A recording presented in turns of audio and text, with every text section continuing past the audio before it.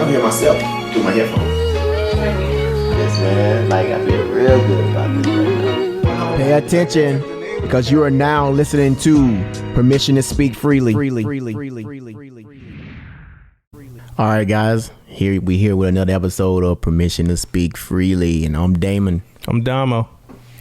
All right, guys. Hey, we got a special show for you guys today, man. We got our first co-host.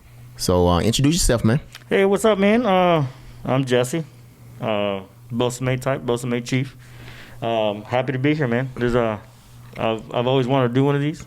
I thought myself I have a nice voice, so I appreciate you guys giving me the shot. Yeah. Oh, no problem, man. Hey, I'm gonna kick it off by saying, man, like, this is one of the guys, man, not just a guy that we just thought about. We're gonna just call up and be like on the show. This is a guy that's been in the trenches with us, man. And we went through a whole lot, when we was on the ship. So it's a guy that we respect and a guy that we want to get on the podcast, man. Yeah. And I'm gonna say this. He was a chief since the day he stepped in the mess, So that's one of the things that I noticed about Jesse. The moment he stepped in the mess, he was a chief, after the season, straight first day in the mess, chief, So I definitely want to get that out. And then to all our listeners, if you're wondering why Jesse might sound like, a cartel member that's, trying to stay anonymous, it's because we got the COVID mask on. So Jesse got a COVID mask. We doing what we do to social distance. We got our sneeze guard. We don't have a three-way, so we got Jesse wearing a COVID mask just so we could get this content out to you. Man, think about me that much. Yeah, we took those temps too. You know what I mean? Make sure you was squared away, man. Yeah, man. Temps. We take the temperatures. We got a sneeze guard. If we need hand sanitizer, we got hand sanitizer. We ready to go. So first off, I know everybody noticed this already. Damon got another San Fran hat on. Let's talk about it, man. Man. Hey, so first off, I'm glad you brought that up. Hey, World, I'm looking at you in the camera right now. World, I'm glad you brought that up, because one thing you may not know, you about to know, that my guy Jesse, he's a 49er fan too. Goddamn right, man. Let's go. We got subscribers. We got listeners threatening to unsubscribe if you don't take off the San Fran hat, man. Hey, don't worry. Next week I have on a Permission to Speak Freely hat. Speaking of that, look at the new merch we messing with. Check your boy Damo out, man. Check him out. Take a good look, man. ptsfmerch.bigcartel.com. Get yours now. $30. Again, ptsfmerch.bigcartel.com. We got Permission to Speak Freely hats. You want to talk about that lost episode, man? Yeah. So if you get one of these hats right now, it's crazy. I already forgot the name of this hat. So it's called On Time is Late. Yeah, that's the name of the hat. It's the On Time is Late hat, because in the military, if you show up right on time, normally you late. You need to be about 15 minutes early. And this hat is really pretty much reserved for all of our people that's already listening to us right now. If you listen to us right now, that means you on time. That means you 15 minutes early. That means you're a day one listener. So definitely go to ptsfmerch.bigcartel.com and pick up the hat. And if you do get this hat, you are privy to a hidden episode. It's our pilot. It's a secret. So the name of the episode is called The One About Secret Pilots. It's a SoundCloud episode only. So you get the hat. We'll send you a link to listen to that podcast. And it's a good podcast too. That's one where we talk about who we are. We introduce ourselves. I know people probably like, damn, well, like we started with episode 2. They always talk about episode 1 and what they talked about. Yeah, you'll get to hear it. We talked about, we introduced ourselves. We kind of got into politics a whole lot on that episode. My goodness, man. Right. So I was scared because, I was looking at, a lot of our followers before the first episode. I'm like, man, if they hear this one about politics, they might not tune into the first episode. Yeah, man. I'm glad most of the politics done, because I know I said some stuff, man. You know what I mean? Yeah. So I'm glad all to be done. I don't know about outside my house, man. Yeah, man. So that was like one of the biggest motivating factors. I was like, let's hold out for this one, man, till we get a couple loyal listeners. Yeah, man. Speaking of loyal listeners, shout out to everybody that's been listening since day one. We got 4 podcasts out right now, altogether 5 with the Hidden Podcast, and all the responses, all the questions, everything we've been getting, all the love and feedback is great. Hey, so every episode, until I get one person from Mississippi to subscribe or download, I'm gonna keep saying every week, come on, Mississippi, stand up for your boy, man. Like, I haven't got one person yet, so come on now, show your boy some love. And we did a thing called a surge where we gave y'all every single episode, right? So we did that. We pre-recorded a few episodes, but what we did was we gave y'all every single episode so that we could be caught up and we could be current, and the things we could be talking about it as it's happening. And in doing this surge, it's a lot of work to do a surge. You got to, get the episode mixed, record it, stuff like that. And one of the biggest jobs and one of the finest things that I see done with our podcast is the editing. So I definitely want to give a special shout out to my boy Saul over here. He over here in the background. So let's clap it up for Saul. He been cranking them things out, man. Just cranking them out, man. It's not easy work. Yeah. And another thing about the podcast is, again, this right now we're doing this ourselves, right? No help right now, no sponsorship. Not really asking for it right now, but we're doing it all ourselves. 2-hour podcast. You say you listen to them when you coming into work. Yep. Oh no, I do. So ever since dropped Veterans Day, I downloaded episode number 2, and it took me about 2.5 days, 3 trips to work and back to listen to it. 'Cause I think it was like 2 hours and 20 minutes, something like that. I enjoyed it, man. Yeah. And I was listening to on the way up here, 45 minutes of it. Which one you listen to on the way up here? Which one was it? Not the one with the dog. Was it dinosaur? Dinosaurs? The dinosaurs. Yeah. And that one, I was talking to Damon when I walked in, and I got some stuff to say to you. About the DAPA program that I don't appreciate. Right. Yeah, wait, go ahead. It's crazy because I'm like, I'm a Simio, man. Like, yeah, right. Yeah. Take them off shifts. Yeah, man. Go ahead and see what you got to say, man. Oh, man. So I'm a DAPA. Been a DAPA for like a year now. And on ships, I think that DAPA should not be a collateral duty. I think that they should definitely have DAPAs on board. Mm-hmm. But they should not just give it to some chief and just say, hey, take care of this. I was also telling Damon that in my career, I've only seen very few drug cases, right? When I took over, I've seen like 7, right, in a year. Yeah. And it's like, I don't have time for this, right? But I take a lot of pride in what I do, so I have to put everything I got into everything I do. So every sailor that walked in, I got them the same help, same thing. But then I forgot about my sailors on the division, on both mate side. So it was very stressful during that time. Tough times. So I don't think they should be a one person. They put a civilian on the ship or a chief dedicated to be the DAPA. That's his only responsibility. No sailors, no nothing. If he don't got no cases, then I guess he's just sitting in a mess. But he needs to be dedicated to that because, believe it or not, these cases are rising. Yeah. Right? Because of this COVID stuff. Because of the op tempo of the ship. I heard you guys talk about, 2 episodes ago about the fleet with no rudder. Yeah. That was an awesome episode, man. And it hit hard with me because I'm currently on a ship going through the basic phase, and there is no end in sight. Yeah. Right? We're going from this to a month underway and then deployment. Right? And there's no off time. Yeah. The only off time we have is the Christmas New Year stand down, and then we're in it for the rest of the time.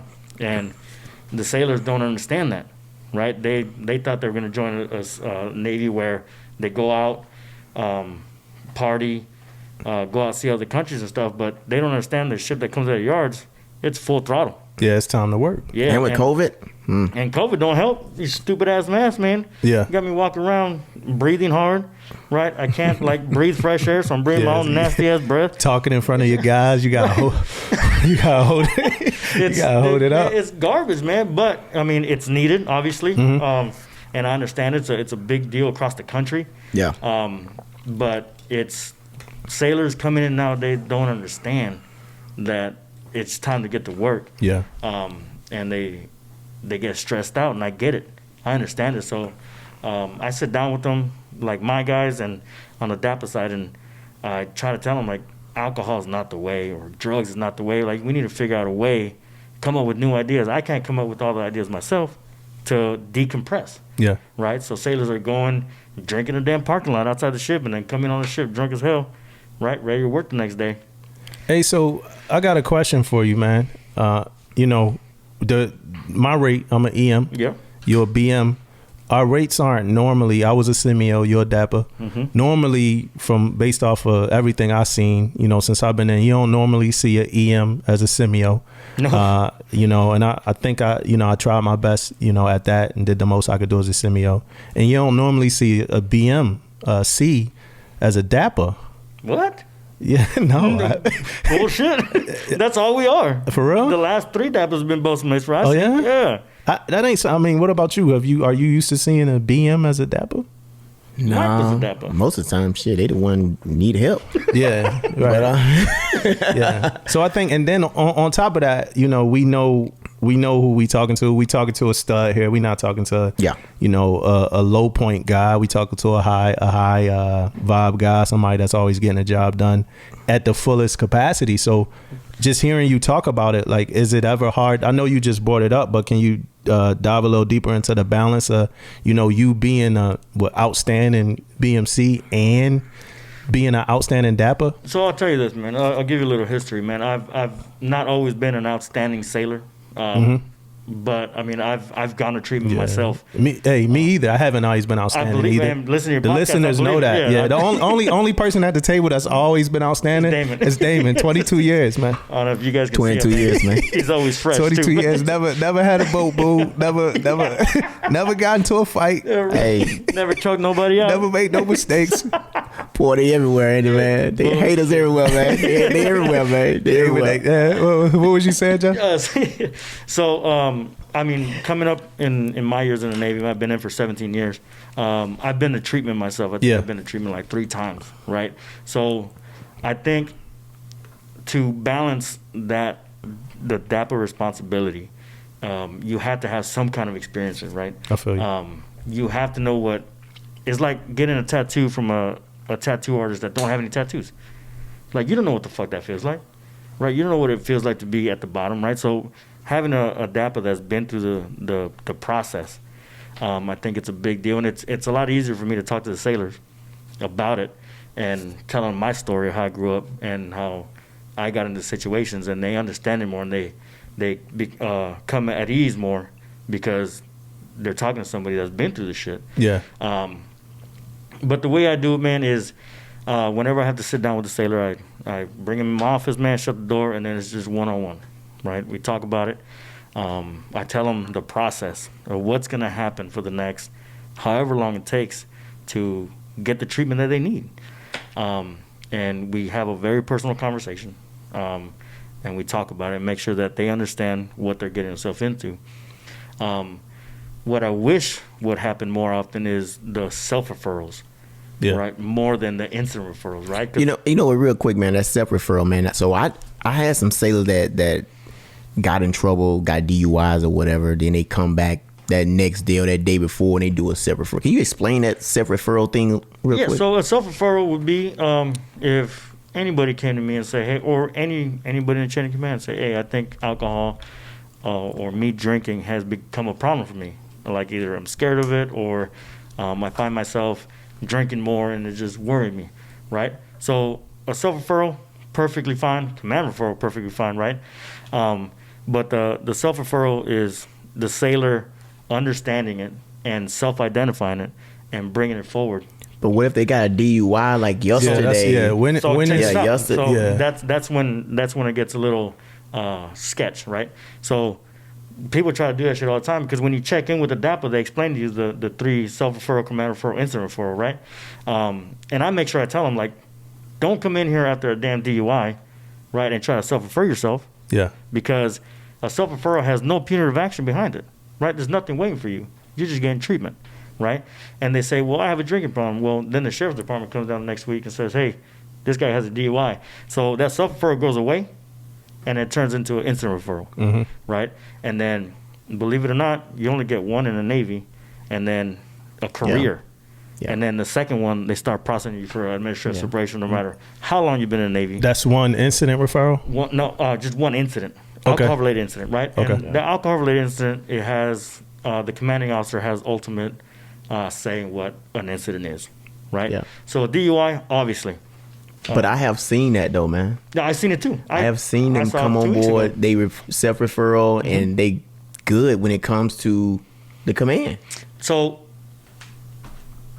the self-referral, and then nowadays, which caught me off guard, if you come in before the police come in and say, hey, I got a DUI, you can't get the sailor in trouble.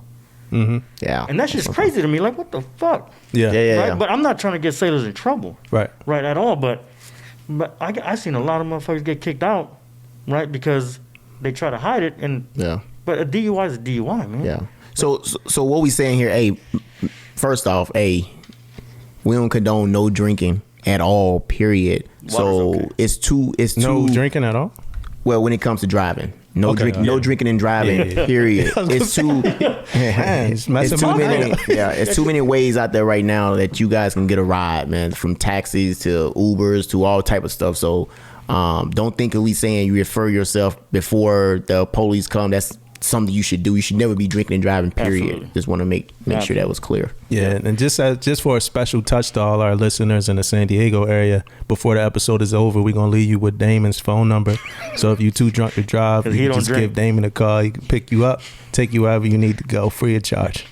Yeah, I'm glad you know me like that, man, because you know I go out there and do it. So thanks. I love it, man. I love it, man. Hey, so another question for you, Jesse. Yep. Somebody talked to me about, because you mentioned it earlier, DAPA, we talk a lot about the alcohol part, right? Yep. We talk a lot about the alcohol part. We don't talk much about the drug part. And somebody was talking to me about marijuana reform, like feeling like the Navy should like let go of any issues with marijuana because it's starting to be legal all across America. You got any opinions on that? I think that if you should split it up, right? If you're a seagoing command, knock that shit off. You can't do that, right? Because underway, a lot of it's a $1 billion warship and up, right? There's a lot of shit to take care of. I don't think it should be anywhere on ships, right? But on shore duty, if it helps out medically, right, 'cause for pain, go for it, right? But I don't think it has anything to do or any place in the war fighting aspect of it, man. Because I haven't done it since I've been in the Navy. Yeah. And Impairment, shit, right? Yeah, Impairment. it fucks you up, man. Yeah. But the thing that gets me is that alcohol does the same shit. Yeah. Like, You know what I mean? Yeah. for sure. But that's okay. It's not okay, but it's legal everywhere, Yeah. right? So if you can't stop people from drinking the night before and then coming on ships and driving the motherfucker, right? What makes you think that you'll be able to do that shit for weed? So until we figure out a way to control it, where we can manage it on shore duty and sea duty, I think we shouldn't even have it shouldn't be brought up. I think we should assign that decision, like making process, to the same people that came up with the alternate rank tabs. They could probably figure out how to manage marijuana, man. And just to throw it out there, if they do a focus group, make sure you guys holler at us, Talk to man. us, right? You know. Hey, so what's my your take on opinion it? on that? Yeah. Man, my opinion, I think Jesse made a good point when he said on shore duty and it has nothing to do with the war fighting and all that, but I wouldn't do it, period. I know medically, I think medically is a way you can look at it, but they most definitely be off a ship and probably off duty status, like maybe limp do or something when they at home or wherever. I don't think they should be doing certain jobs on shore duty with it, but if it's medically and it could help them, but it most definitely be on limp do or something. So even if it was legal, like even if marijuana was legal across the country, it's like this, man. I feel like we can't even control the alcohol, and we're gonna add something else to it. We're gonna add something else, right? So now instead of we can't control alcohol, but now we want to control marijuana, right? Alcohol is illegal, yeah, right? So now we want to control. That's just something else in the pot of us trying to get one of those little young sailors that's on the bridge or wherever, trying to $1 billion war fighting ship out there, and we out here got some sailors out there that abuse it, you know. So I just think it'd be too much for us to try to handle and try to mitigate and all that type of stuff. So I'm against it, but I can also see it being somebody on limp do it, somebody who really, really needs it, man, like to get through the day. So, but you talking to a guy that never ever smoked marijuana too, though. yeah. Like I never ever smoked. So So I may have my own. Yeah, my boy who asked me about it, I think he was a heavy smoker in his day. You know what I mean? Like, I think he really wanted to know. Hey, what up, Mo? What up, baby? I'll let you boy, man. No, this is a big concern to me. He asked me about it about 6 times. Hey, marijuana reform. Oh man, you know what I'm saying? I'm never smoked much either, but honestly, I think if it's legal, it's legal. I think we should do it. I think what we don't do enough of is hold people accountable for what they do, and I think we always look for the blame in the system, the chief, the department head, the departmental LCPO. I think we always try to find out what we did for this seller to make this decision. I don't think we hold our sellers to enough of their own responsible actions. I don't think we hold accountability enough. I think that's an issue. Yeah, man. Speaking of accountability, that's a crazy topic, man, because you got sailors that's out there that's pretty good sailors, right? And then us as chief want to protect these good sailors, right? But once we protect these good sailors, man, I think we put ourselves in a bind as leaders. Yeah, because you locked up. A couple reasons, right? Because now you have a sailor that's going down the wrong path and you try to get them. What the first thing they gonna say? You ain't do this with such and such. Yeah, you didn't do it to this sailor. So why you doing it to me? So we most definitely got to do a better job of holding sailors accountable. It's too many. The next time this happens, I'ma do this. The next time y'all do this, I'ma do this. And I think I do it. Yeah. Yeah. Do you do it? No. Right. I don't. You try to treat everybody the same, right? But ever since I met my boatmate mentor, shout out to Mark House. He's out Mark there. House. Shout out to Mark House. What's up? Bahrain. He gave me a great analogy: is you spend 90% of your time with 10% of your sailors. Yeah. Right? And that 10% of sailors are the troubled ones, right? The ones that get in trouble all the time or going down the wrong path, and that's where you focus your time. And it's difficult to hold everybody to the same standard. And when you try to hold sailors accountable, from what I've seen recently in the last 3 years, is that they break down, they lock themselves up, and then they go talk to chaps, medical, and then they end up at the hospital. So I have to put a blanket statement out there for all my sailors, like, look, this is my standard, right?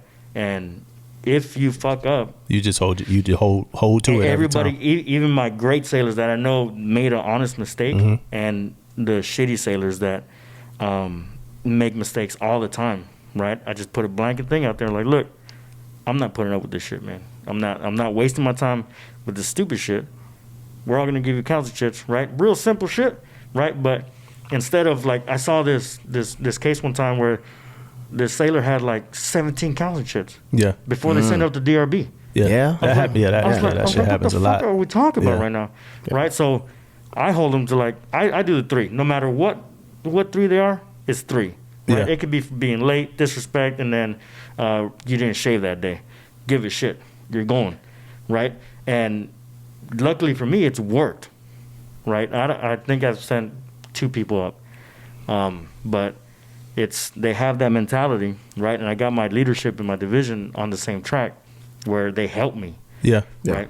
And it's because it's always a story. So whenever you start getting down to the nitty gritty, it's always the seller, whoever it is, they always got a reason. Like, hey, yeah, I was late because of this, or this happened because of this. So it's always going, and the longer you listen, I mean, you're going to start being compassionate. Like, yeah, maybe, and I heard a good story kind of in relationship to yours. Somebody was talking about they had a commander or something at their command.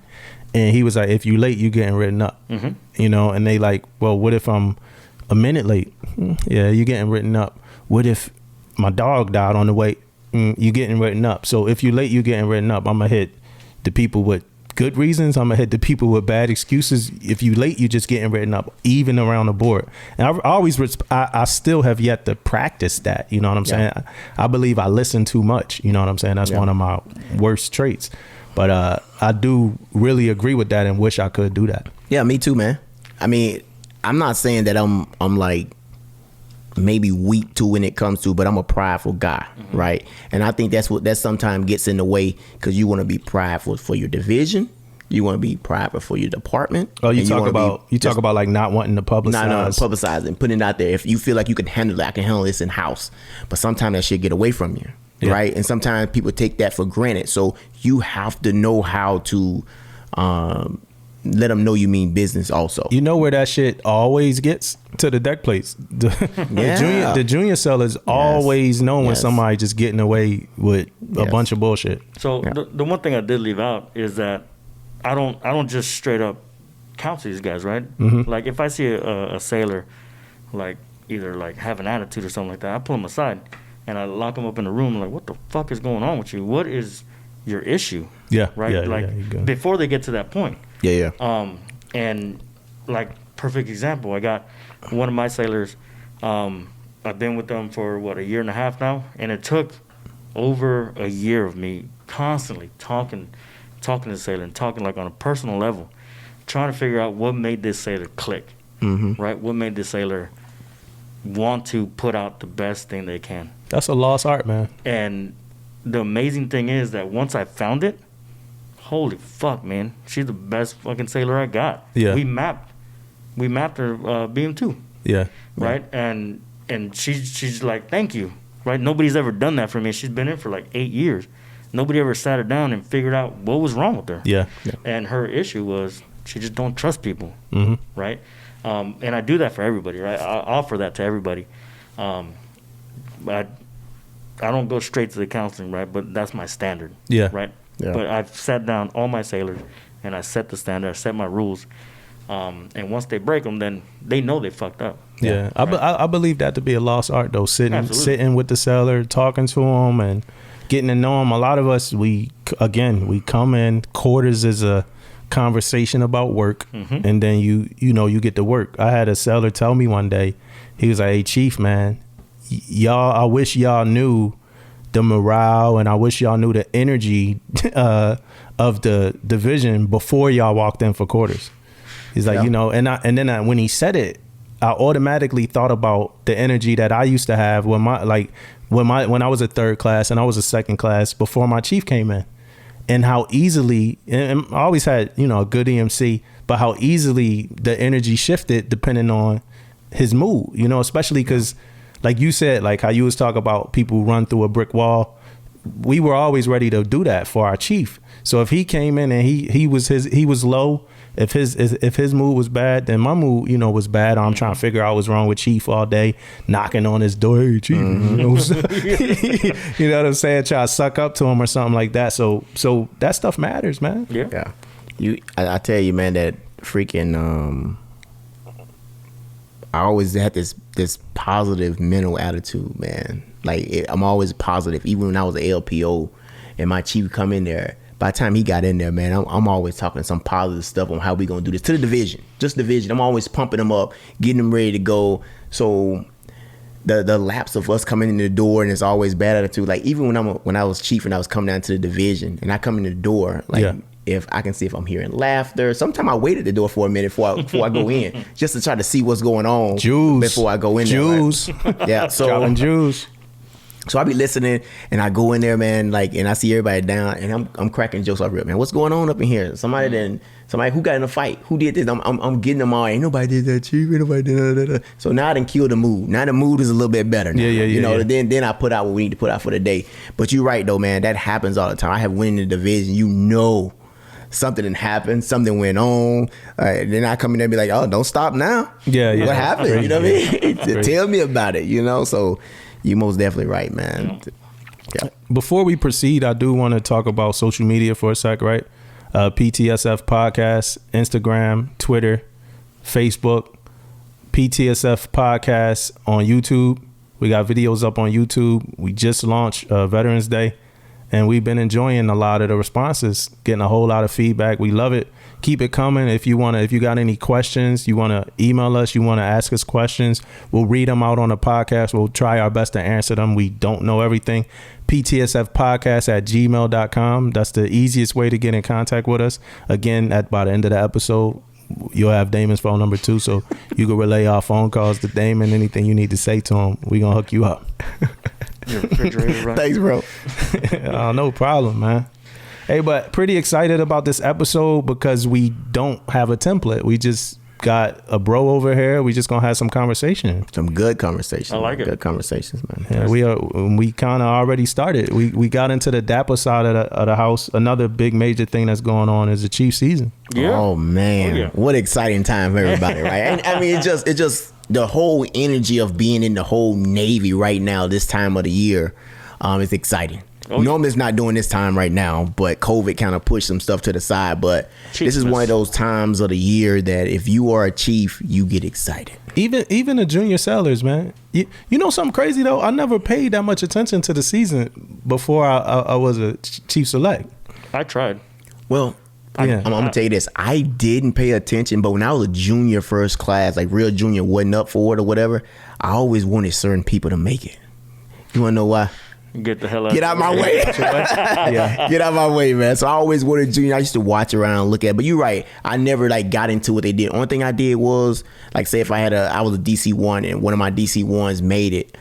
I was more thinking about my responsibilities that went up, or I got to do more things right now. But I never sit him down and say, like, he running around doing chief stuff. I never stopped him and say, hey, man, what you guys doing in there? What's going on? Yeah. I never really did none of that stuff either. Like you see I never was like, hey, what's that wood box? I never like thought about it like that. I don't know where the hell I was or what the hell I was doing. But I went from being a second class to a first class, fast. And I just never really paid that much attention to the season. But I do want to issue a congratulations to everybody. Absolutely. So let's clap it up for them. Hey, Chief Selects, congratulations. It's gonna be hard. Yeah, man. Right? It's gonna be hard. The guidance that you normally get from so many chiefs out there is gonna be hard this year. So you guys gonna have to step out the box. You're gonna have to do things that we don't normally do just to try to make this effective, if possible. Make it something that's gonna be beneficial to everybody, because it's going to be hard, man. COVID is putting a dent in this whole thing. So good luck to the chief mess out there, man, because you guys got your work cut out for you. It's hard work, right? We took away fundraising, right? Yeah. Took a lot of PT. Yeah. We're not gonna be PTing. I think that's one thing that should not been taken off the table, especially now. Yeah, I feel like you could socially distance in PT. Send Yeah. three chiefs. We are. Yeah, you ready? We doing that. Yeah, I was gonna say, you ready for another how to socially distance? Yeah. For me, I already told y'all how to do it for Halloween. I can easily break down. That was a good one. Yeah, I can easily break down how to do it for PT, but it seems easy now, especially with the plank. Yeah. Right? It's no reason why we can't exercise. Absolutely. Speaking of that plank, man. Hey, world, somebody hit us up, get some questions. What you guys think about that plank, man? I actually tried it, man, and did it, and we was in the office the other day, man, and the day it came out, the instruction came out, and I looked at mine, and it says like outstanding was like 320, 315 for my age. It was 315. So I said, let me see, and I said, let me see, can I do 3 minutes just checking it out, man? Man, I was like a board. For 3 minutes, man. Stomach still a little sore. My back too, man. Like the lower back, a little sore. But it's doable though. That's what I put out. I'll say it's doable. No shakes, no struggles at the end. A little bit here and there, but a little gyrating on Damien shakes without doing the plank. Gyrating on the ground. Yeah, look right. But I'm looking forward to when we do it, how we transition though, from the push-ups. From the plank to the push up. Yeah, that's my biggest thing. Yeah, we were talking about that earlier, right? Let's get into that. Like that's going from a push up. You already kind of putting all that pressure or all that shoulders, exertion chest. on that same area that you're gonna be doing the plank. Yeah, that's kind of crazy, man. I know they got a time limit in between it, but at the same time, man, like that's a lot of pressure. Probably not for these young sailors. I'm sure that they out there and you can do 105 minutes, 10 minutes, or whatever. But the old salty dogs like me, man. Yeah, it ain't good on my back. My shoulders. You think they did a survey to figure this out? They did a focus group. Yeah, I know. First off, one thing about the Navy everything that happens, they have some type of focus group, right? But I want you guys to know, world, I'm looking in the camera when I say this. I was missed. Yeah, on this focus group, man. How old we think the guy was that said you could transition from doing push-ups to do a place? 23 years old. 23. He probably was 67. 70, 80 years old, man. Yeah, he probably was 67, man. Yeah, he probably ain't get up out his desk to make that decision. Yeah, man. And then look. I remember when they first started talking about it, man, and it was going to happen. And I remember this admiral came out and had this little video out, man. He had a video of him doing it, and then the video came in when it first came in to him. He was like 8 minutes and 30 seconds or something, and then he said, "Oh, I was just kidding." And then he went on. And then he went on his thing. Man, it was funny how he said it though, like 8 minutes. Ain't no way you stayed there 8 minutes. He was probably about 60. Yeah, and they said I read where they said the curl ups, like, they weren't in line with like organizational standards, meaning that it's no real reason why we need to do curl ups. And that was some of what we were talking about in the last episode about push ups. Like, you know, if we get invaded by, you know, a threat, you're not gonna drop and do push ups for 2 minutes. Yeah. I mean, we're not gonna plank for 2 minutes either. But I'm not gonna say I don't like the change. I'm not gonna say I don't like the plank. It's cool. I mean, I think the only thing that relates to anything right now, I don't think the curl ups, the plank, I don't think the push ups, I don't think any of that stuff relates to what we do. Now the run, because you need endurance, right? So I'm not mad at the bike. I'm not mad at the run. I'm not mad at stuff like that. Yeah. But all the rest of the stuff, I don't see What about the row? Because we added the row. What you think? That's the stupidest shit, man. Like, when the going gets rough, you gonna get in the canoe. Shit? The fuck out of You here, gonna get in the canoe and get the hell out of there. Like, look, man, if you can't do 20, 30 consecutive push-ups, you know damn well you can't lift your body weight up. Yeah. Right? So what are you doing? I've seen motherfuckers like can't even break 90. Yeah. And they die. So, and nothing, and they got rid of the elliptical, right, a while back. So I'm trying to figure out, like, the elliptical is kind of a full body thing. Yeah. The row is type like a full body thing. So I mean, I don't see why you get rid of elliptical then add the row machine. I think they need to add pull-ups. Pull-ups is Man, if you're stuck in a space, you gotta lift yourself up. Yeah, coming out of space. Now I know you got to be some kind of way physically fit also though. So don't get it twisted. Don't like the push-ups and all that stuff. But you got to have something that's you're physically fit. You can do something. But I just don't know if plank's gonna be the difference in life and death for me. I think we're making it easier for motherfuckers to pass. Yeah. Yeah. Hey, so speaking of all this PT stuff, right? I got my phone out because I was pulled to do one of them 22 push-ups a day thing. Mm-hmm. It's supposed to be for 22 days. Yeah. I'm gonna be honest, man. I'm only gonna do them today. I'm only gonna do them today, right? But I was nominated. What it was for though? What it's for? Veterans? Or what it's for? About Carl Wimbala. I'm gonna read what it's for. Okay. So it's to raise awareness for combat veterans.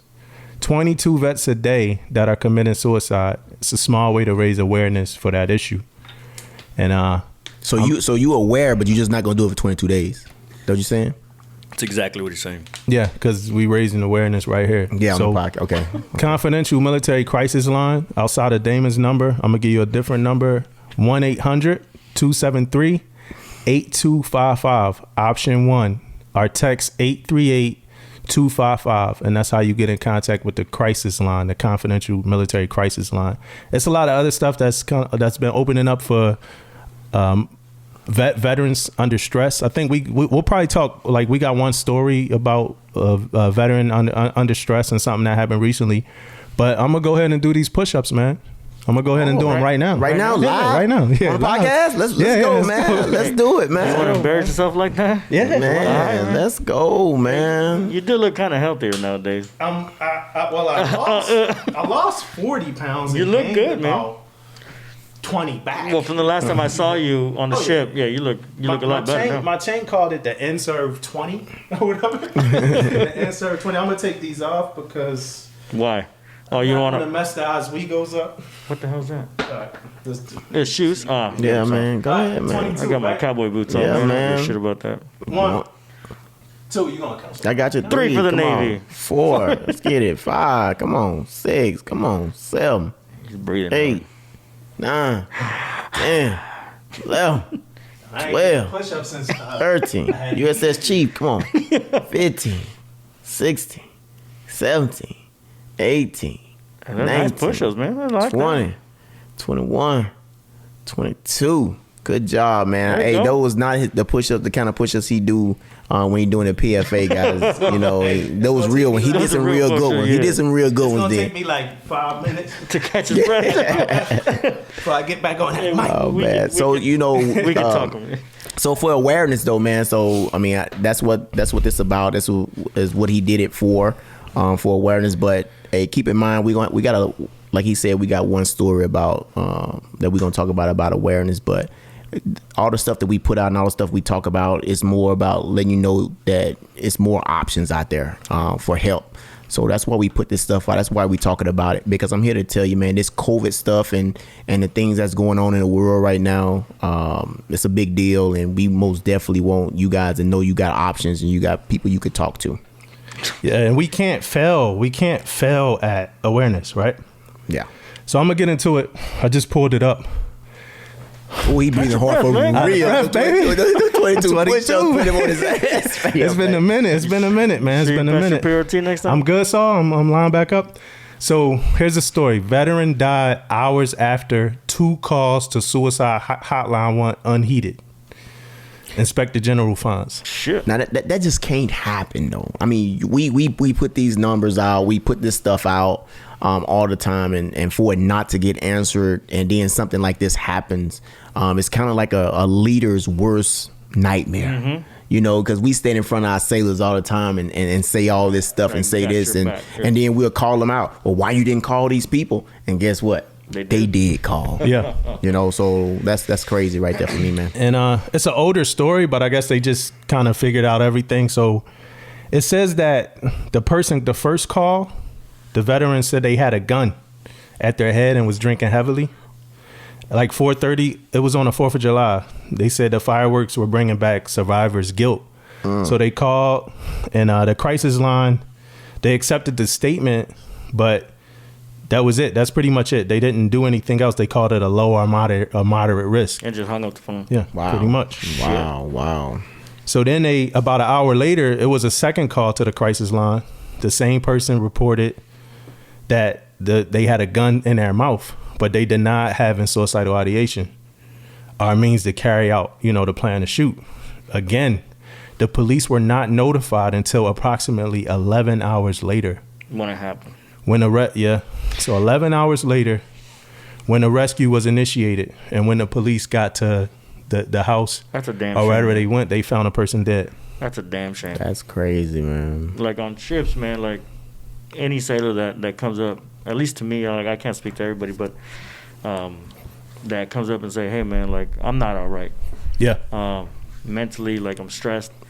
I take them straight to Doc, man. Yeah. Take them straight to Doc, and I sit there with them and listen to what Doc has to ask them, right? And then they stay there, and then we take them or wherever we take them to, right? But Yeah.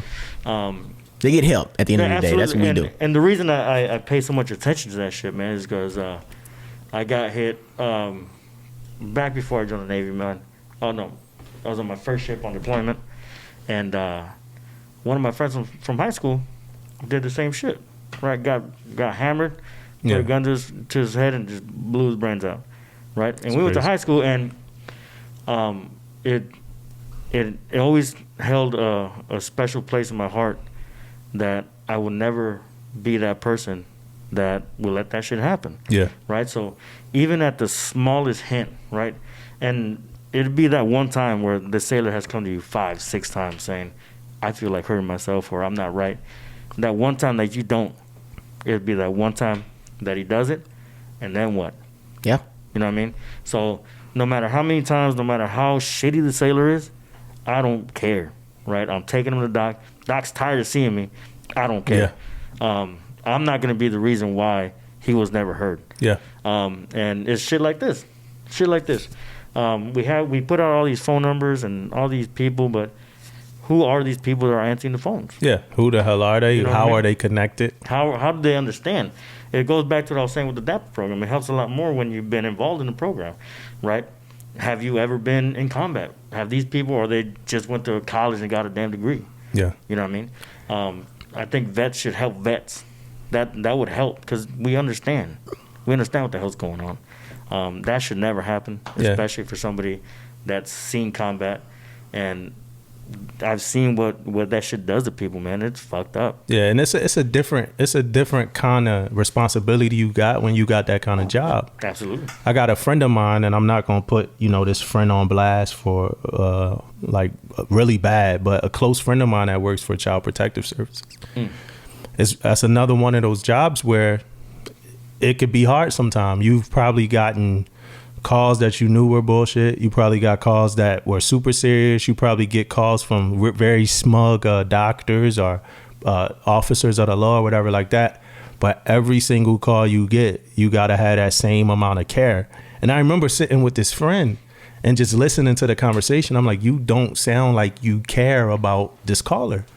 Like, you sound like you just going through the motions. You don't sound like you care about this caller. And then my friend admitted, like, yeah, I can't lie. Like, I've become a little tainted, And I'm like, hey, just remember, every single time you take a call, you got to take it as serious as the first time you ever took a call. Yeah. And I agree totally with that, man. And that's what I was thinking before you brung it up, is like, we need people out there that care. We need people out there to do your damn job. Right, you getting paid for this, you getting whatever the case. I don't care if you're a veteran before or not, whatever. You have a job to do, and you need to do your job. Because and while you talking, it's not like that job is not just a job. Yeah, it's not just a job. It's more than that. Yeah, I agree. And if you ain't up for task, don't take the job. Yeah. Exactly. They like the money, man. And another thing I want to bring up on this is sometimes I think people get complacent and people think like this. It's not going to happen to me.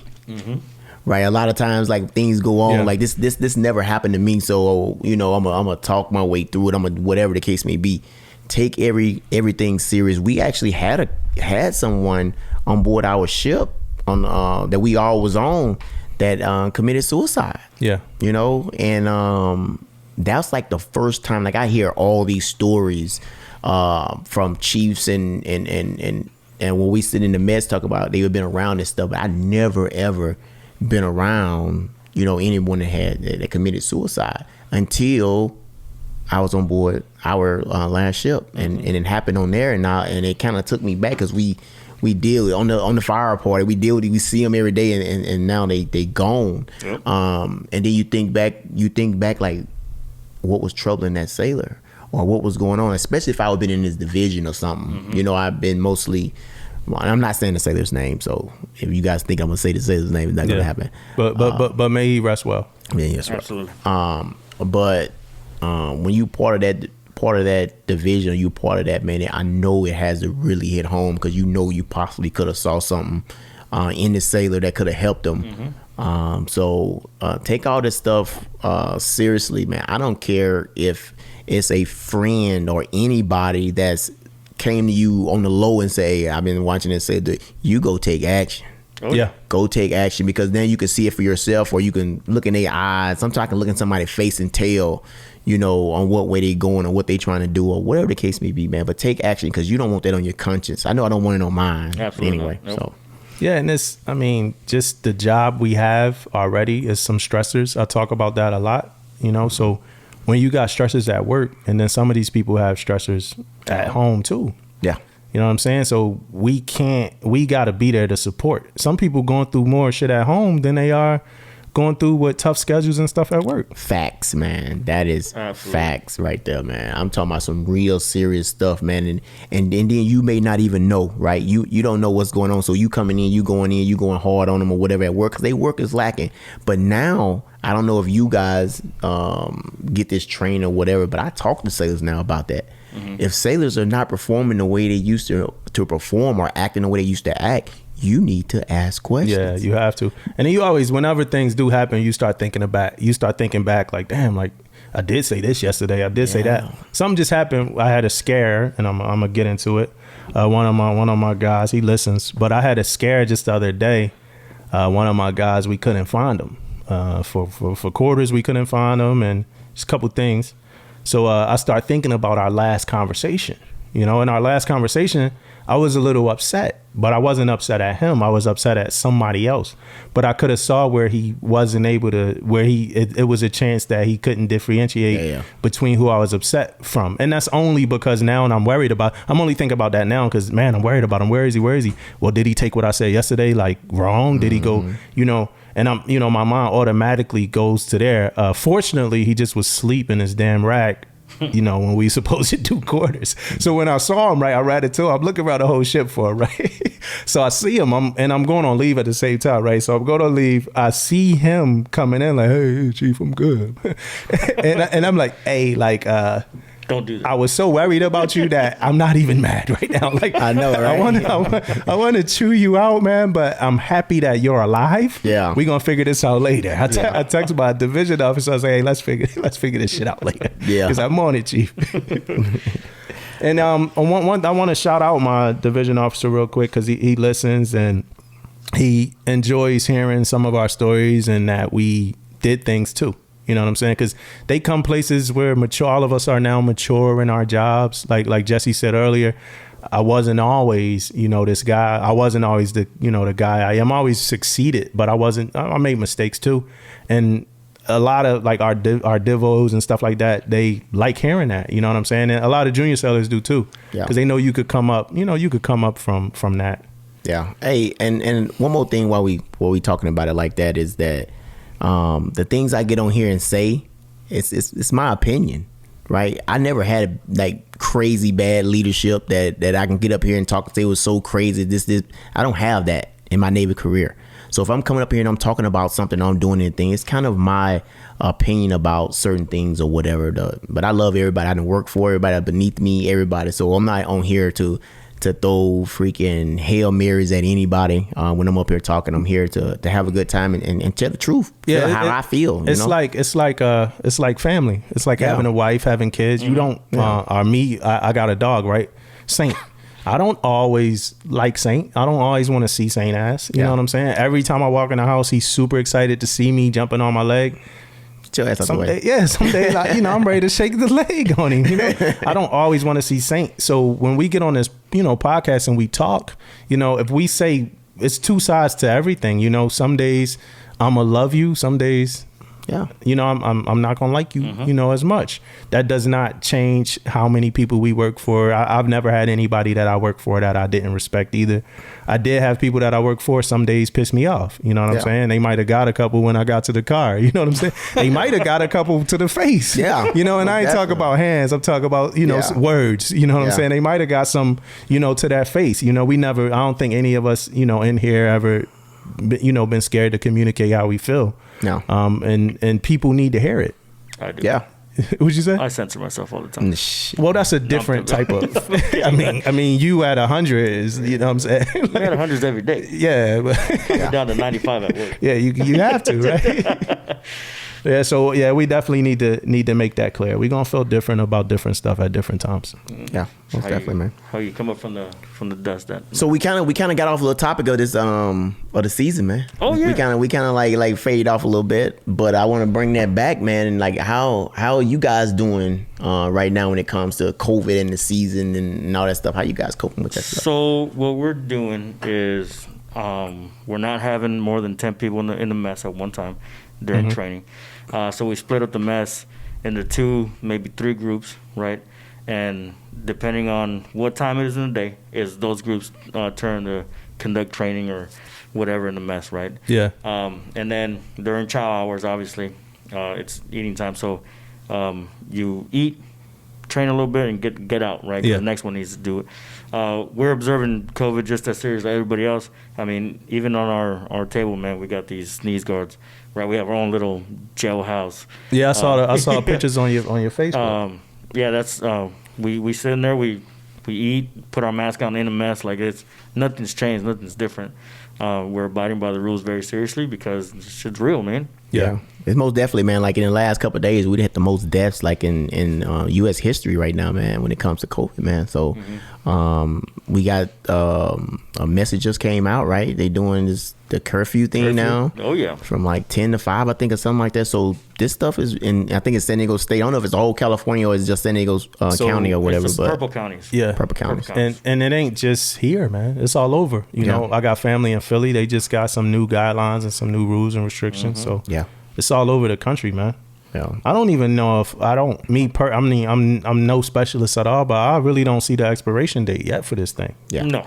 Yeah, I even see they at 95% on this cure, whatever they calling it right now, this shot or whatever. But vaccine. Man, this stuff is bad, man. So I don't know, man. I was at the gas station and Morgan Freeman was telling me to put a mask on when I was pumping my gas in the car, man. On the little video thing? Yeah, he was like, he's like, I am Morgan Freeman, and you know, you have a responsibility. The mask is not just for me, it's for you. And I'm like, man, like, I used to watch movies about, you know, post-apocalyptic shit or, you know, different things. And this was the shit that they had, the visual that they had in the movies. We're living that now. We're about to die.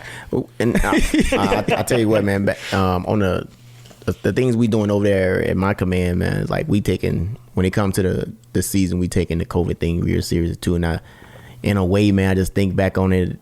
I know I'm going to think back on it and the training the guys going to actually get, because when all the chiefs in the mess at the same time, man, we feed off each other. Yeah. We do a lot of things like that and always come up with a good product. Now we're gonna be separated a lot, you know, and things like that. So it's gonna be hard for them. But I think at the end of the day, though, we gotta stay safe at the end of the day. Yeah. I don't know what it's gonna do for the memory, because my memory, I had a really good, you know, season. All of those people meant a lot to me. Yeah. The CMC, the command senior chief at that time was the CMC, Joe Hanley. I'll never forget this guy, like ingrained in my memories for the shit that he did that I hated, you know what I'm saying? And then the things that he did that, you know, I admired. And I hope that, you know, and we'll find a way, you know, we'll definitely find a way. We always do. And then one thing about this whole process too, we never stop learning either, though. So you know, it's one of those things where you got to get introduced to it, and you got to get a good feeling. You got to find your voice on how you gonna do things, and how it's gonna hit you when you walk down the P-way and they say, "Hey, Chief," you know, you got to figure out how you gonna react to that, man, because it's gonna happen. Were y'all expecting those results to come out the day they came out? Oh man, was anybody like? I just got an email and they say, "Oh, these results gonna be out tomorrow." I'm like, "What?" It's supposed to go out in December. Yeah, tomorrow. It's tomorrow, like, y'all ready? Yeah, you ready? Yeah, I guess. One of our senior chiefs, he's the chair, you know, and we got a new CMC coming in. He was like, you know, y'all ready for tomorrow, you know, for the season to start? He told me, he's like, yeah, I'm gonna be honest with you. I'm gonna be honest with you. We wasn't expecting this. So we had a couple last minute meetings and stuff like that. But I mean, what is it? You know, we geared up, we ready to go, right? Yeah. So I think the cool thing about this season is that it's gonna test the mess. It's gonna test us, Yeah, and because we preach communication, we preach the same page. So when we split up the mess, the selectees should not receive any less than our best, because we're on the same page. Yeah. Right. So, but this COVID stuff is really gonna put us to the test, and I'm actually looking forward to it, man. And so for all the military selects, that's whoever got selected to chief petty officer. That's what we mean by when we say selects. Yeah, and we can't. It's a lot of stuff that we can't say about it. So that's the reason why, you know, some stuff might not be as clear as other stuff. A lot of this stuff is secret, but we did want to talk about it with some kind of respect. And again, congrats to everybody that's up for it, and good luck. Some of you got 8 weeks. Some of y'all got 4 weeks. That's a new thing. That's another difference. You know, some people on shore that they going do the whole 8 weeks. I just talked to one of my guys. I mean, I don't know if that's right or not. If it's wrong, I'm sorry. I'm probably getting somebody in trouble right now. But I just talked to somebody. I was like, yeah, you know, y'all got the Christmas break with it. He's like, nah, Chief, we got 8 weeks. I said, shit. okay, y'all got 8 weeks. So I was like, my guys got like 4. You know? We hunky dory until end of December or something like that. Yeah. And I tell you what, man. If any select or any chief catch it, it's probably gonna shut the season down. Oh yeah. I would not be surprised if the season like shut down for a little while if someone catches, especially a select Talk about COVID, right? COVID. Yeah, if Okay. somebody catch it, I can see it being shut down. Or we just stick the motherfucker in the hanger and just leave his ass there. Well, and let the season continue. Yeah. No. Quarantine, man. Quarantine and chill, man. 14 days, man. Hey, another big reason why we got Jesse over here, because he got a unique story about his season, our seasons, right? Yeah, so man. the second season, right? So like I said, we can't talk that much about seasons, but you know, I look at, you know, nonverbal cues, and I look at people's facial expressions. And a lot of times going through the first season, you know, you see in people's eyes like, I don't want to be here right now. You know what I'm saying? But going through the second season, and I mean, as motivated as you were, there's a couple times I looked in your eyes. I'm like, man, this dude, he ready for this to be over. Absolutely. First off, for the listeners again, we only supposed to go through one season. But our guest went through that. 2 seasons. 2 seasons, man. 11 and a half weeks of training, man. Still You know, and when it first happened, you know, when he got enough, and that was a big thing too. So, but let me say this story, but I got a question for you. So, first, the story is, I was new to the mess for that season. I was new to the mess, but you know, my whole thing was, all right, you know, I don't care that he went through 2 seasons. I'm new to the mess. I'm gonna give him the energy, like you know, some other, was some questions about, you know, the approach about it and everything. But you know, when again, you're a good, you know, team player and a good sport about everything. But I remember just thinking like, hey, he gonna get the same season energy from me that everybody else gonna get. But you know, when you see a leader, you see a guy, you know, some of that stuff becomes different. But this a question I want to ask you is, how did it feel waiting on the results and then were you wondering like, what if I don't get picked up this year? The second time? Yeah. You know, to be honest, man, I wasn't even thinking about it, right? Because we were in the basic phase, getting ready for deployment, and my mentality was, it'd be great, but at that time, right after the whole year had passed for the second time, I was just numb. Yeah. You know, it was just what it is, man. It was I wasn't really thinking about it. We're working and stuff, and I forget who it was, but he's like, "Are you ready for the day?" I'm like, "What the fuck's the day, man?" Like, the results come out. I was like, "Oh shit, okay, yeah, I guess." You know what I mean? I don't really care about it, man, because in my mind, I was so checked out. Yeah. And during that time though, we had the hard hitters on board too. Oh yeah, we had some hard hitters on board. Yeah. So I know people talk to you probably on the side, on the low, and like, hey. So it was. Do you mind if I do the story, or do you want to? No, go ahead. Okay, man. All So what happened was, I picked up Chief in 17, but my name was on hold. So they brought me up to the camp stateroom with CMC and Mike, and the CMC is like, "Hey man, your name's on hold, but my plan is to run you through the season because, well, I've never seen anybody on hold not get selected." Yeah. And so I was like, "Fuck it, let's dance." You know what I'm saying? I'm always ready, and I've been grinding for this day, so let's do it. And from day one, and Saul will tell you that it was holy shit for the first 4 weeks. It took everything out of me not to fucking do something to get me out of the season. Yeah. Right? Because Damon knows me from day one. I was a hard-headed, 100% full speed ahead guy, but you couldn't tell me shit. Right? I was me. I was Jesse. Alpha. I was BM1 Hernandez, and you ain't telling me shit. Right? And the whole part of the season, you're not that. Yeah. Right? You're a team player now. And I was never that way, right? So every day I walk out pissed the fuck off. I had to like have my knife away because I was like in my head I'm gonna stab some motherfucker. So I had to get my knife to Matt. I'm like, here, take this shit.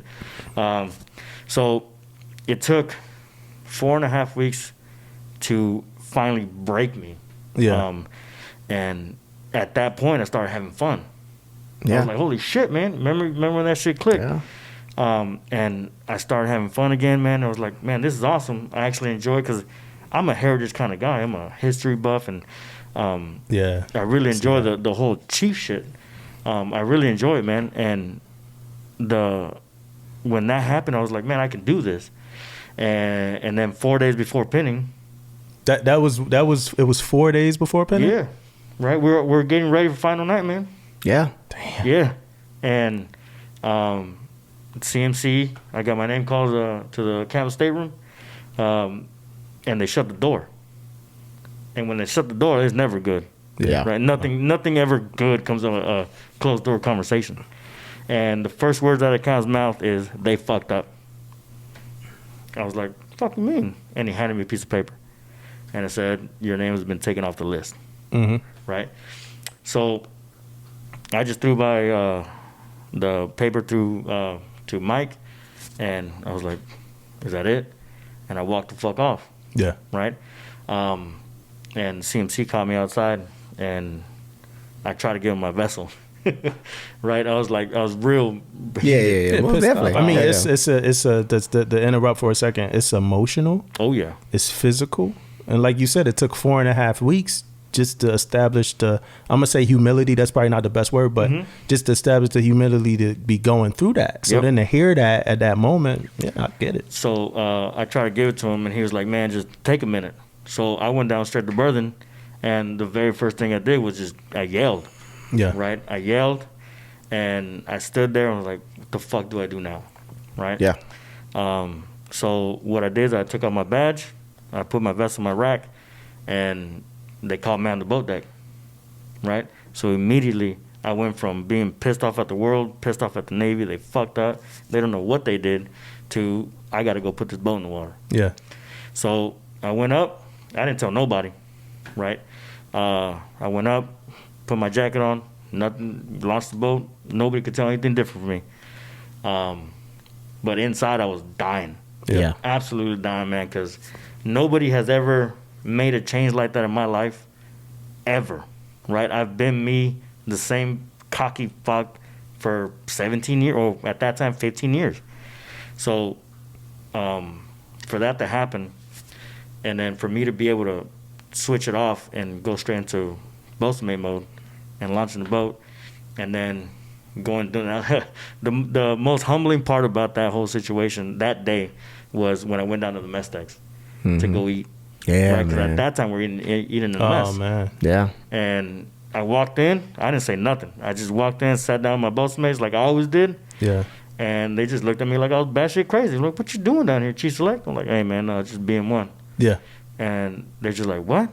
And I just ate and I bounced. And I went up to the bosun locker. I told my BM2, I said, hey man, you're the LPO, right? He's like, yeah. I'm like, you're fired. He's like, what? He's like, what? I'm like, I'm taking back over. Yeah. And I told him what happened, and they're like, all right. And we just fell right back into what it was, and went to work. Yeah. Yeah. The one thing that I will always remember and I always carry with me is that same day, I think after dinner, CMC came and got me from where I was. He's like, hey man, come to the mess real quick. So I was like, all right. So I walk in and all the chiefs were in there, every single one of them, and I could see like motherfuckers were crying, right? They were mad, just straight up, just angry. It was like, what the fuck is going on? And they all like came over, shook my hand, was like, I'm sorry, and like, hey man, ain't shit, you know. In my mind, I'd already like moved on. Yeah. Even though inside I was done. But they had me sing Anchors Away one more time with them. Yeah. Like it gives me goosebumps to think about it every time I think about it. And I went on about my day. Yeah. Right? Next day, went on and that was it. Right? At work, you wouldn't tell anything happened. Right? I was back to being the LPO. I was still leading my sailors, still doing hundreds and 99s inspections. Ain't nothing happened. Nothing changed. My demeanor, my way of working never stopped. Yeah. But if you talk to my wife, I fucking hit the lowest of the low. Mm-hmm. I started drinking a lot and late into the night, just straight up drinking. I was like, yeah, this is shitty. And I thought about getting out the Navy. Yeah. I thought about it. I remember you talking about it before, Yep. man. I was looking at like border patrol jobs. I was looking at fucking getting the fuck away from the Navy, right? Because they just fucked me up bad. And then when that day came out and we did the a man overboard when we now did the results, in my head throughout that whole year is like, if I get selected again, I'm not doing the I'm season. gonna say no. Yeah. And Yeah. I remember talking to you about it. I remember. I talked to Damon a lot, and I'm like, I'm just not doing it. Fuck that shit. Hell no. That's any person in their right mind would not put themselves through that shit again. And I talked to Mike. Mike's dumbass. He says yes to anything. Yeah. Shout out to Mike too. Yeah. Yeah, in Virginia. I said, Mike, would you do that shit again? He's like, fuck yeah. I'm like, you're fucking dumb as fuck. He's like, I do it again. I love my season. Like, I do it again right now. Me too. I'd do it a third time if I had to. Yeah. I'll do it again too. And believe me, it's that much fun once you buy into it. Yeah. But I was dead set. I even told our old CMC, I told our new CMC, I'm like, I'm not doing that shit. Like, you won't get accepted. I'm like, well, I guess fuck it then, huh? I just won't get accepted. I'll be one of those. Yeah. Right? And I only had like 4 years left in the Navy. I was going to get out at 20. Yeah. Right? Because I was going to get out, and then I realized that it was going to take me to like 17-year mark. And I was like, well, that's dumb. I might as well stay in and hit 20. But I was going to be in E7. I was fine with it. Yeah. Completely fine with it. And the results came out. Again, my name was on the list, and all my fucking friends were on the list. Yeah, that's what you told me. All of them. I was like, what the fuck? And they all gathered around me like, you're really not doing the season with us? I was like, no. They're like, come on, man. I'm like, no. And then Bernie put me aside, and he's like, hey, man, take the day, go talk to the wife, and see what happens. Come back to me tomorrow. So like, all right. It was like in the morning, I took off, went and talked to Des, and she's asked him, like, can I do the season again? Because she was a big part of it. Big part of it. Shout out to Des too. Yeah. Shout out to the spouses, man. They're Jesus Christ. She was up 2-3 o'clock in the morning with us, and in our house, and she was out there making burritos and shit like with the rest of the spouses. So I said, can we do it again? She's like, let's do this shit. Yeah, I was like, because it is a big drain on spouse. Yeah. So in my head, I was like, I didn't want to do this shit again. What the fuck you say yes for? Yeah. And I was like, all right, fuck it. So I went down to the bar, had one last beer, and that was it. And I went through season again. But for like 4 weeks, I couldn't say shit. Nobody would let me say anything. Right? You already knew kind of how to go. Yeah. Go. Yeah. I already know I knew the dance. But the fact that I was able to do it again the mess had a lot to do with that, because of the support, that was there, the motivation that they gave me, and then talking to you almost on a daily after that shit. You told me that you were a new chief and that you were always gonna give 100%, all this crazy stuff. Like, it clicked something in me, man. Like, this shit don't stop. Yeah. No. Nothing stops, right? Like that podcast you guys had last week. The Navy don't stop. The mess don't stop, right? And that was my mentality ever since. And as a chief, I've carried that with me. So I want to say thank you to you, right, and Thanks, Damon, man. right? Because you guys, you two in particular, like, pushed me to be a better sailor and the chief I am today. Because of the talks that we had during the season. Yeah. And I'm glad that I was able to still talk to y'all, because, well, shit, I think I'd go crazy. Yeah. Hey, I'm happy to be a part of your story. Yeah, and with this story though, is I'm here to tell you, man, and I've been, like I said, I made chief a while ago, man, but I have to give a shout out to that mess the year you made it, man. Yo, like that entire love that mess. That entire mess, man. We was so strong that it wasn't even funny, man. I don't care who you are, whatever. We know exactly who was in that mess. We know what was going on. We know how we fit in. I'm gonna name a couple people. It probably alienate some listeners, but Angelo, Cobb, Tom, Dirk, Dirk. Yeah, man. It was some heavy hitters in the junior. Yeah, man. Bernie was there, right? Bernie. Bernie was there by that time. Yeah. First CMC junior, you know. Old Bosamate. Hell Yeah, yeah. old Bosamate, man. We had some no crap heavy hitters in there, man. People Anna, Matt, Erica. Hey, we going on. I mean, I'm talking about real respect for, like real respect for a lot of those guys, man. But you know what's crazy, man? When your story was going on, I don't know if I ever talked about this or said anything, but I was put on hold too.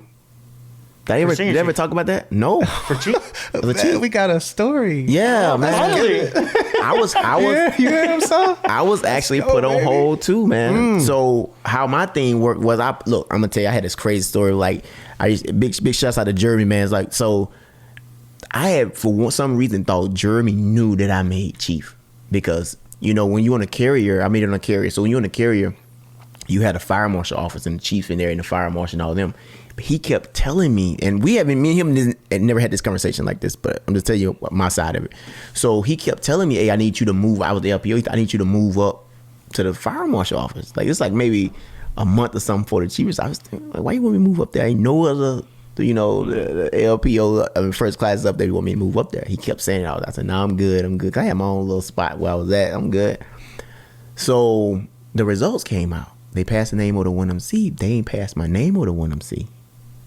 So he kept like 3 or 4 times telling me, check your profile sheet. Check your profile. Check, you know what, you show your result. Keep checking. I never went checked it. I never looked at it. They called the names out. You know what I mean? That's they called the names out. My name's not on it. And then later on that day, I still didn't check it. They called me up to the captain. Called me up there and said, hey, you been put on hold or whatever. And I was like, hold? What is hold? And I found out it was about, I went to Captain Mass 2 years prior to that. What's the story? So I went to Captain Mass. We flooded out an engine. And I'm going to take a lot of that credibility. I'm the LPO, whatever. Yeah. We flooded out an engine, $2.5 million. I went to Captain Mass for it. Yeah, you told me that story. Yeah, I told you the story. I went to Captain Mass for it. And me and the chief, actually, big shouts out. I ain't going to say your name, but you know, you just made Master Chief. But we freaking went to Captain Mass, and so I wasn't even looking forward to making chief, tell you the truth. You know, you go to Mass, you say, okay, 5 years, so you're not even thinking about it, and then, so I wasn't worried about it, but I put on hold. So 2 days go by, I wasn't even going with them. I wouldn't, you know, I was in like limbo. I had to write this. They told me to write, I had to write a statement about what happened. So I wrote this whole statement out. They sent it off.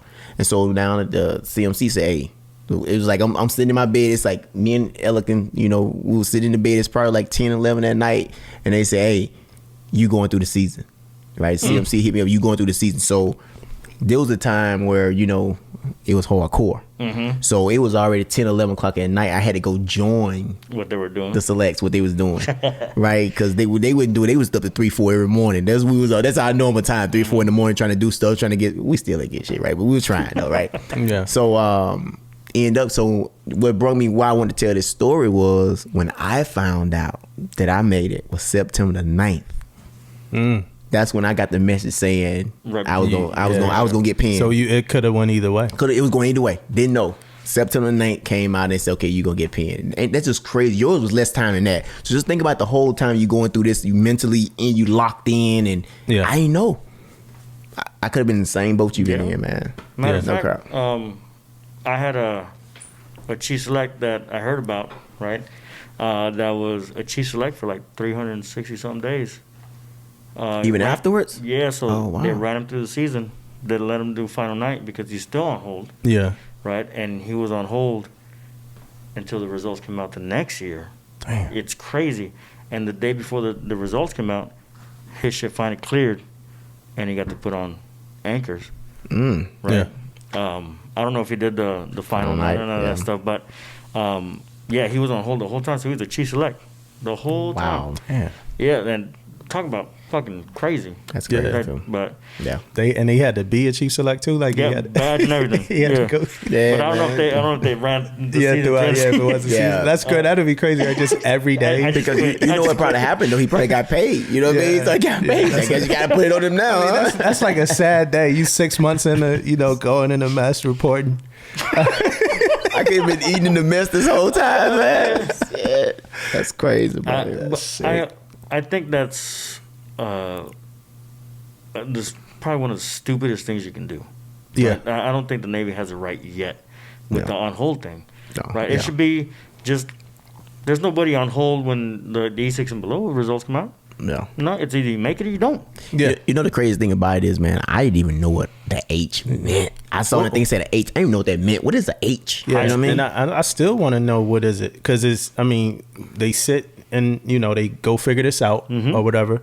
So we come out of here with this not figured out, or we need more information. If anybody got any more information for us, let us know. ptsfpodcast@gmail.com. Like, Yeah. do anybody know what that is when you go on hold? I'm assuming that you fit the criteria. You got all the checks in the box, but you have a captain mask on your thing. So they want to know, right? You got everything good to go. You good, but just a little check box probably. Yeah. I'm So assuming is it they just want to know why you want the Yeah, mask? because I'm assuming it depends on what it is. If it's something real crazy, they be like, "Oh no, this." Well, I don't know about that, man, because so there was I'm gonna tell you a little story. So the reason that I was on hold was a mask case I had 4.5 years prior. And I had gotten a mask with like 12 other boat mates. Yeah. It was me and another BM1, right, leading the charge on this case. And we went up for the same thing, Yeah. right? We both got 30 days restriction, right? Got a shitty eval. He made it 2 years prior to me. He was never put on hold. So I don't know what the fuck that is, Oh yeah. right? Yeah. I don't know why. Maybe because I had gone to mass the year prior as well. I went to mass 2 years in a row. My first 2 years was first class. Way to go, man. Yeah, thanks. I appreciate Hold that. on. Yeah, man. Hey. Mask twice. Something I'm not proud Season of. twice. I do everything twice, man. No, so I got a mass a year after my first eval as a first class was an SP. Because I went to mass. I didn't get Well, that's restriction. probably was it right there. Yeah. But the very next, almost to the year, went to mass again. But that was for a different thing. And then I was a first class longer than I was in the Navy. I was a first class longer than it took me to make first class. Yeah. I made BM1 in 7 years, right? And if I hadn't gotten in trouble, I think I would have made chief in 9, Yeah. right?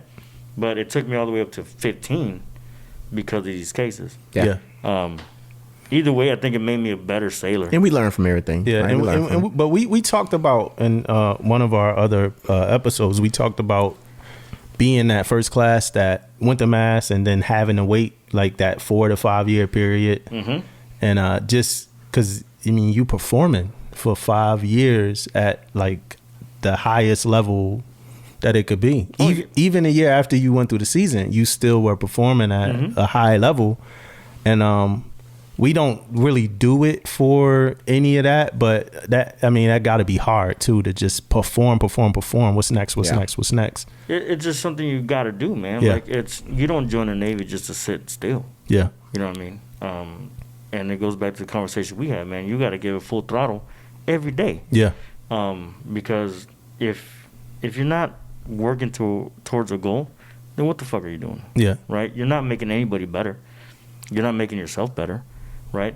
And you always want to be better than the last one. Yeah. Or like I always want to be a role model for my son to look up to, right? Because I didn't grow up with a dad, so I don't know what a dad looks like, but I know what I want my son to look up at. Yeah. And until they kick me out, I'm gonna stay here and I'm gonna still give it 100%. Do you still compete? And So I know we talk about 100%, right? We give it 100%. But do you still, in the space that you're in as a chief, do you still actually compete? Like, do you still look at other people as, hey, this guy? no. Okay. And I didn't think you did. And you guys talked about this on episode 4, where is it okay to be greedy? or selfish. Selfish. Yeah.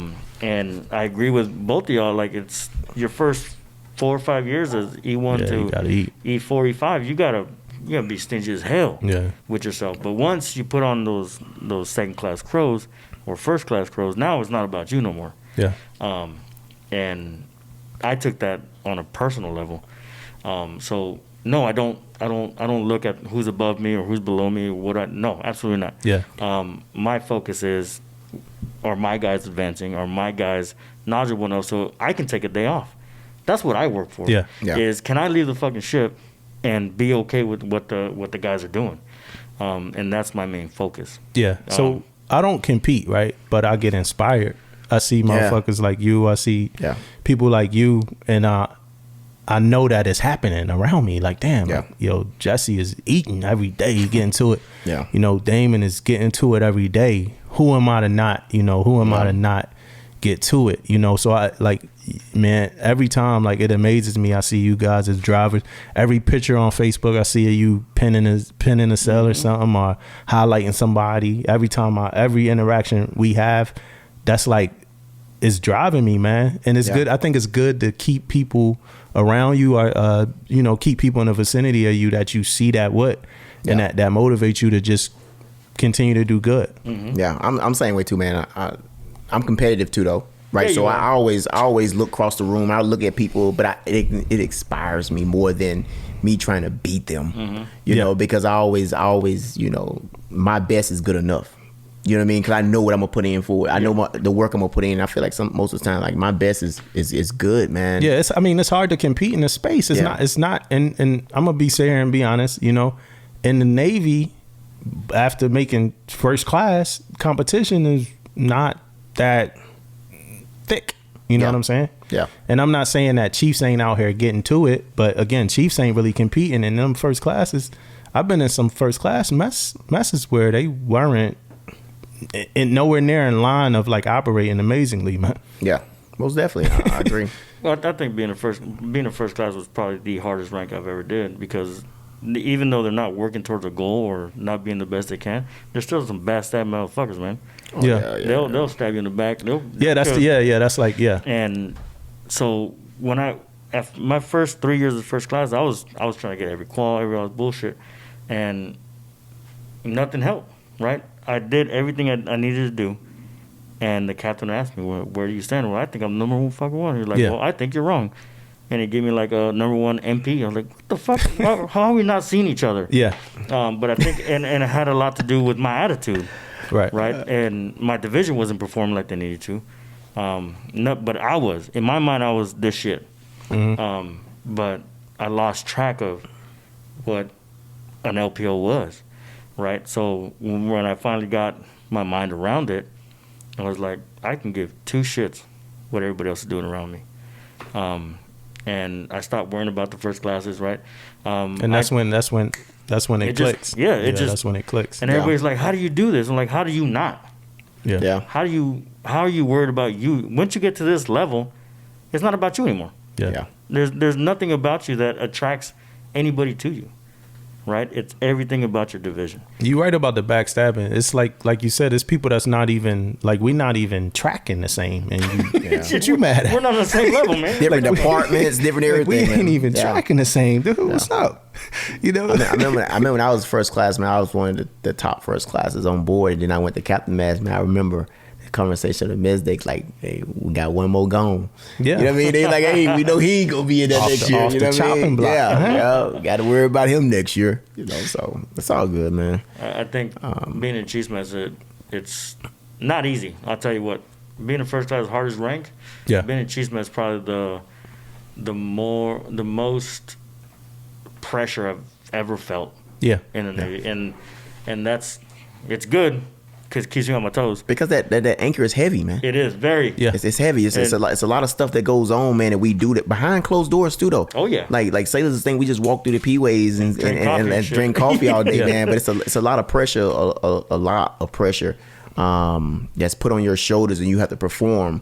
But it's how you perform it is the key. When we talk about lean on each other and stuff like that, man, it's real. because we don't know all the answers, right? Yeah. So, but it's somebody that's probably been through that predicament before or been in that situation before that can help you out. But do you have the voice to go in there? Are you humbled enough to go in there and ask for help? So, you know what I mean? I was thinking about that when you was talking. It's a lot of prep work that come to talking to another chief about anything. You know what I'm saying? I know before Jesse left, me and Jesse had, just I'm an EM, he a bosun's mate, so it's things that y'all got to talk about. Like, so he be, hey Damo, this broke, we need to fix it. But some people are guarded. We talked about it before. Like, some people, like, this is my equipment, this is my shop, this is my division, this is my space. Like, you got to be prepared to have all right, let me make sure my shit right, before I go talk to this person.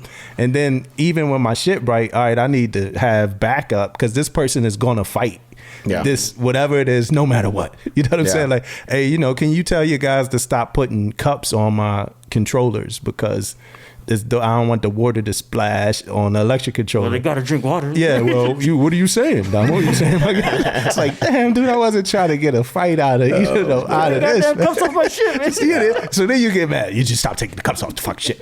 You know what I'm saying? Then you just get pissed, But it's always a lot of prep work. You talked about it. You talked about it when you said you had a guy that was like combative or whatever in the mess, and somebody said something to him, and normally he would argue, but he got his bearings and then he went back.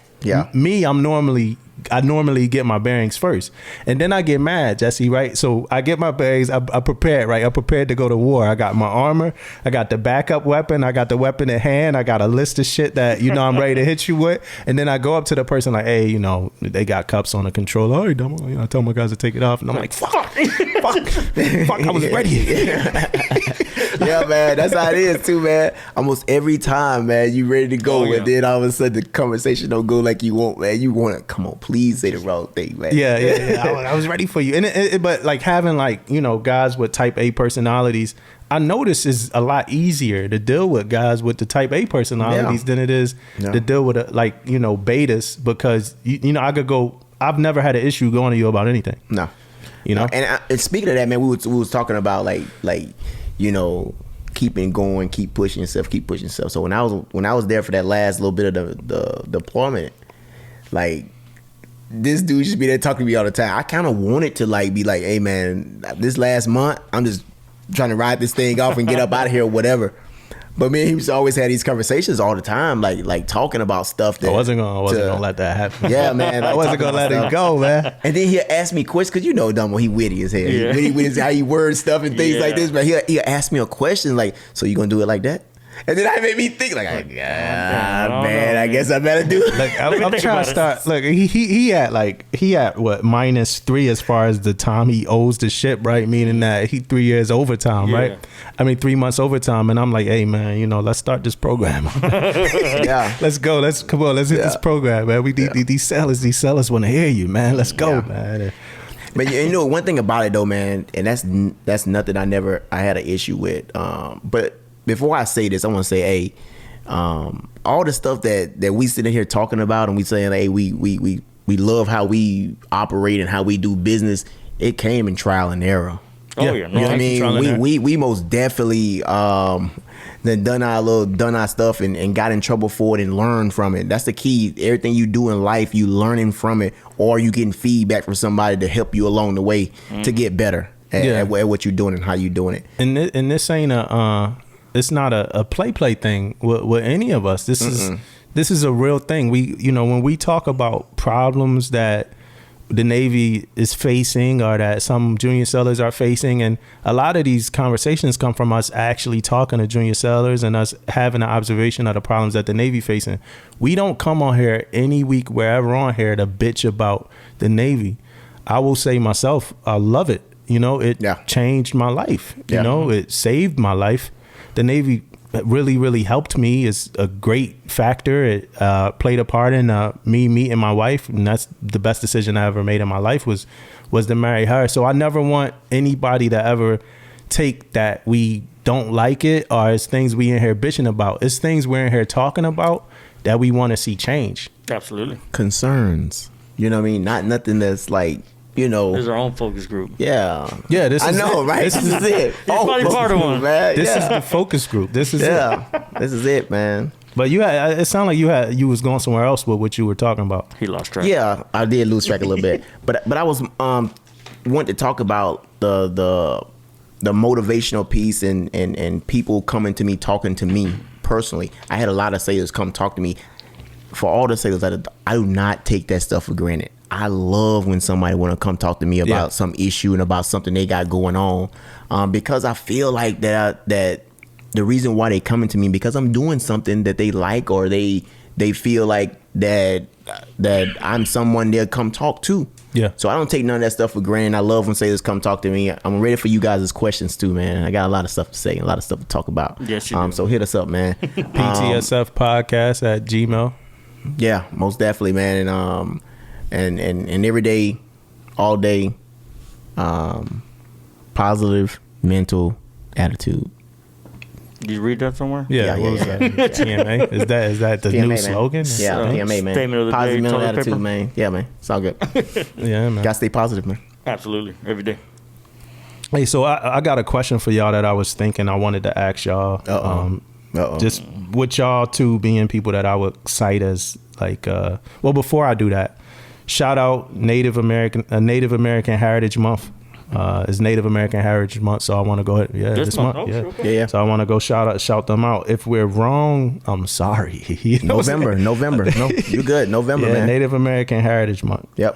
So I want to go ahead and shout them out, and then we also want to shout out the Marine who saved somebody from drowning. Right? Yeah, man. Staff Sergeant Billy Dixon.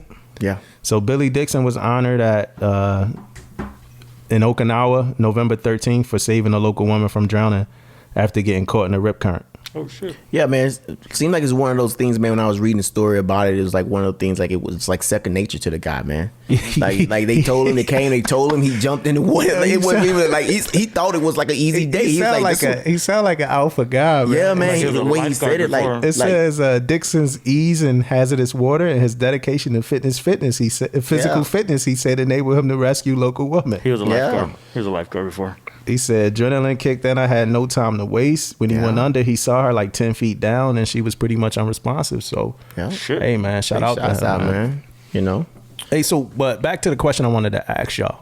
I'm gonna start with you. What do you think is your biggest flaw as a leader? Oh, that's easy. Easy. My biggest flaw is caring, man. You talk too much. Your biggest flaw is caring. Yeah. Because So- I think sometimes His biggest flaw is Yes. a positive attribute. no, He's a it Care is. Bear. It is because hey, That's like when women say, "I love too hard." yeah. Same thing. Same thing. The same thing. That's Yeah, same thing. Okay. But I think it gets to me. I think it gets me sometimes. Uh-huh. I mean, I'm not here saying I don't have more flaws, but your I feel biggest like one of my biggest ones because I always want to see sailors do good, but some of those sailors don't want to do good. Some of them always going to be, but I'm here like, no, come here. Yeah. After my 8th time talking to him, I'm trying to get the best out of him, regardless of what the situation. I probably should have let go a long time ago. Yeah. But I always want these sailors to win, and I talk to them all the time about winning, how you can do this different, how you can do that different, and then the next day they go out there and do something else. When in a way, I didn't went up and say, hey, bring that sailor to me. I done had sailors got to get in trouble before, not even in my division. And guess what I say? Send them to me. I'll straighten them out. Yeah. I get them on the right path. You know what I mean? That's kind of confidence I got in myself. And then I send them over there and I give them this talk and I give them this spiel, and it don't work all the time. Have you ever given up on a sailor? No, I won't give up on them, but I become hardened though. I become hardened towards them if they keep doing the same thing over and over. I'm not as apologetic. I'm not as caring as I normally was in the beginning, because now I done gave you too many opportunities now. So now I kind of like, okay, that's how you gonna do me when I bent over backwards for you. So okay, this is what's gonna happen. Yeah. So I think that's one of my biggest flaws, man. I think I care about doing the right thing. Sometimes I ain't gonna say the right thing, about caring about sailors and their well-being a little too much sometimes when it comes to them not wanting to do good by them with themselves or whatever. Yeah, mine is, I go to be me now. Mine is I got a tendency to be too transparent sometimes. to my guys. It's not a bad thing. I'm not as guarded. It's another one of those. I care too much. Care too much. I care. Same thing. You guys hear that, right? I love too hard. He went. He went at me, but then he said the same. Transparent. Too hard. I say too much. But I'm super transparent. Like open door. Like sometimes I feel like, damn, like right after I say it's like, damn, I should have kept that to myself. Said too much. Yeah. You know, spoke freely. Yeah. And it happens a lot. And I don't, sometimes we talk, you mentioned it in another way when we talked about establishing friendships, but sometimes I feel like I opened the doors a little bit too much and now we don't know how to shut it. You know, we don't know how to shut it. So it's even times now, you know, where I might say something because I'm an explainer. I'm a big explainer. I'm a big explainer because I need explanations. I'm one of them people that, like, when somebody tell me to do something, no matter what, like it could be anything, I need to understand why myself, you know? Yeah. So when I'm approaching somebody, I'm normally going to do the same thing that, you know, I would like. So, but now I see myself getting to a point where I say to do something, you know, and, you know, my guys like, you know, why are we doing that, Chief? And I like just give them the look, like just do it. You know what's funny, man, that you talk about that is that your explainer is the fact that, like, I remember we have a conversation or somebody, I'm in the room with somebody having a conversation with you, and they say something, and your face it's be on your face too. Like you'll be like if you don't, like, they just say something blanket out and don't explain it, you'll be like. But you always get that face expression, like, you know you got to say more of that shit to me. You can't just say this little, no, you got to explain what's going on every time. I've seen you with the face expression before too, man. And then they try it back to me. They try to do that to me, like, well, Chief, like, did you mean to say, like, yo, don't me. Like, don't me. This is who I am. This is how I am. Like, you know, well, you said to grab the bag. It's not in the bag. It's in the box. The wrench is in the box. Grab the fucking wrench. What the fuck? I mean, you know what I'm talking about. My brother I was talking to my brother just the other day. It was about some merchandise because he make clothes. Mm-hmm. He got his own brand, Live Forever. Big shots out to your brother. Yeah, LFE. And I was talking to him about some shirts, and I guess I did the whole thing with him, and he's like, I don't got time to do that with you, man. You know what I'm saying? Just send me the files. Just send the files, man. I don't got time to do whatever you say, and it's what you do, man. He actually said, like, I lived too long and I got too mature in my life to have to deal with this, man. And in the moment, you know, we got heated. I was pissed at him. He was pissed at me. But we finally got our points across. But in hindsight, I see what he's saying and I notice it. And then it always bothers me when people start treading lightly, when they talk to me because of that, like, because I'm like really analytical and like what you're saying. So then I get upset. Now I'm upset because that I'm analytical. Mm-hmm. And now my wife's like, hey babe, well, never mind. And I'm like, no, like, what was it? Like, I won't analyze it. Like, just just tell me, like, I won't be like that, And then she'll say it, and then I'll be like, man, I really didn't want to analyze this, but like, but now I have to. Just said, babe, I hate that I'm doing this, but and I love her to death because she's so patient with me, man. But what about you? What's your biggest flaw as a leader? I think it would be I take everything too personal. Ooh, we talked about that too. Yeah. See, it's not a good thing. Not like y'all love too hard. Yeah. No, I take everything personal, but I take it to a level where it, like, actually physically and mentally bothers me. And you talk about, like, sailors problems? Sailors issues, or like, we'll just say, hey, quarters, right? Yeah. We'll put it out like, this is what needs to get done today.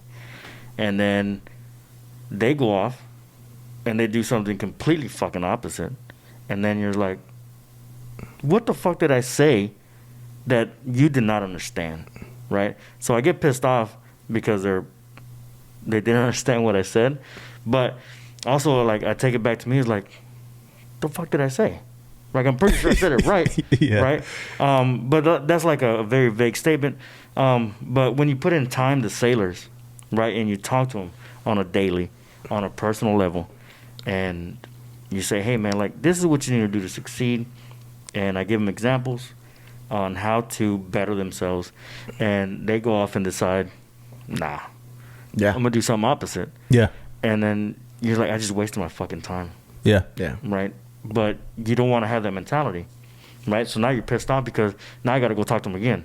I have to fix this, right? And then I take it personal and I take that shit home, right? When sailors like mess up, when I see one of my guys in DRB or they didn't advance, like I take that personal, right? Because my main purpose in life is to make these guys succeed. Yes.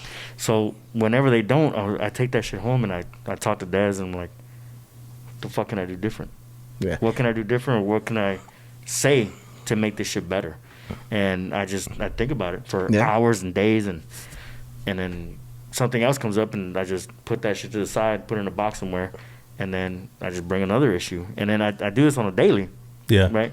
And it sucks. You know where I saw that? I saw that we were in DRB. One of your guys was going through DRB. I can't remember who it was. Yeah, we were in DRB. It was like one of your first DRBs, like right after we finished the season, one of your people, or two of them, went through DRB. Mm-hmm. And when you got up and talked to them, and it was a lot of times, when I was a semio, I wasn't talking that much.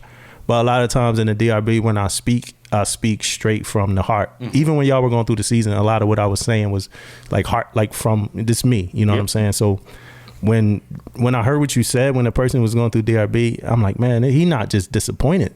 He's hurt right now. You know what I'm saying? So yeah, I can see that. And I hate it because I do the same thing with my son, my daughter. And not that I treat my sailors like my kids, but in retrospect, like we're a family on the ship, right? So I feel like these younger guys, I feel like I need to build them up and grow them up, and they need to grow up and be adults. And I think that's my responsibility. So whenever they don't succeed or they do some stupid shit, I take that back with me. Yeah. Right? Yeah. Like, what can I do better? You think that's the reason why you so transparent? You know what I mean? Like now, and I say that in a way, like we put stuff out, right? And then, for example, you put stuff out and they don't understand it, but they don't ask questions either, though. Yeah, they just, you know what I mean? They think they understand it, whatever. They be like, in their mind, they like, I think I know what they talking about, but why not just ask? But if you be transparent, you saying all this stuff, you put it all out, you leave no errors, right? For them to go wrong or whatever. So that could be a good thing too, because I know I say something because like that goes back to the kids too. Like my kids, I can tell them something, you think they understand it, they don't understand it. They go out and do something opposite, and I'd be like, man, why you just ask if you didn't understand exactly what I was talking about? But here's the thing with Damo is that what do you do when you're as transparent as he is? And then it don't go his way. And then they just do like rampage time. Man. I drew it out for you. We did it on the whiteboard. Yeah. I said make a left, you turn right. Like what the fuck happened? And then you get madder. You know? yeah. You get more pissed. Mad. Yeah. Like, it doesn't do anything helpful. You know what I'm saying? Yeah. But what you was just saying about like people not talking and communicating stuff, I mean, that comes from a place, man. You know, people don't want to be wrong. Yeah. You know what I'm saying? A lot of times, and I tell junior sellers, man, all the time, like, now is the time to be wrong. Like, you got 3 good years to be wrong every fucking day. Like, just be wrong, man. You know what I'm saying? But somebody somewhere is holding them to, like, judgment for them being wrong. And that's when the questions stop.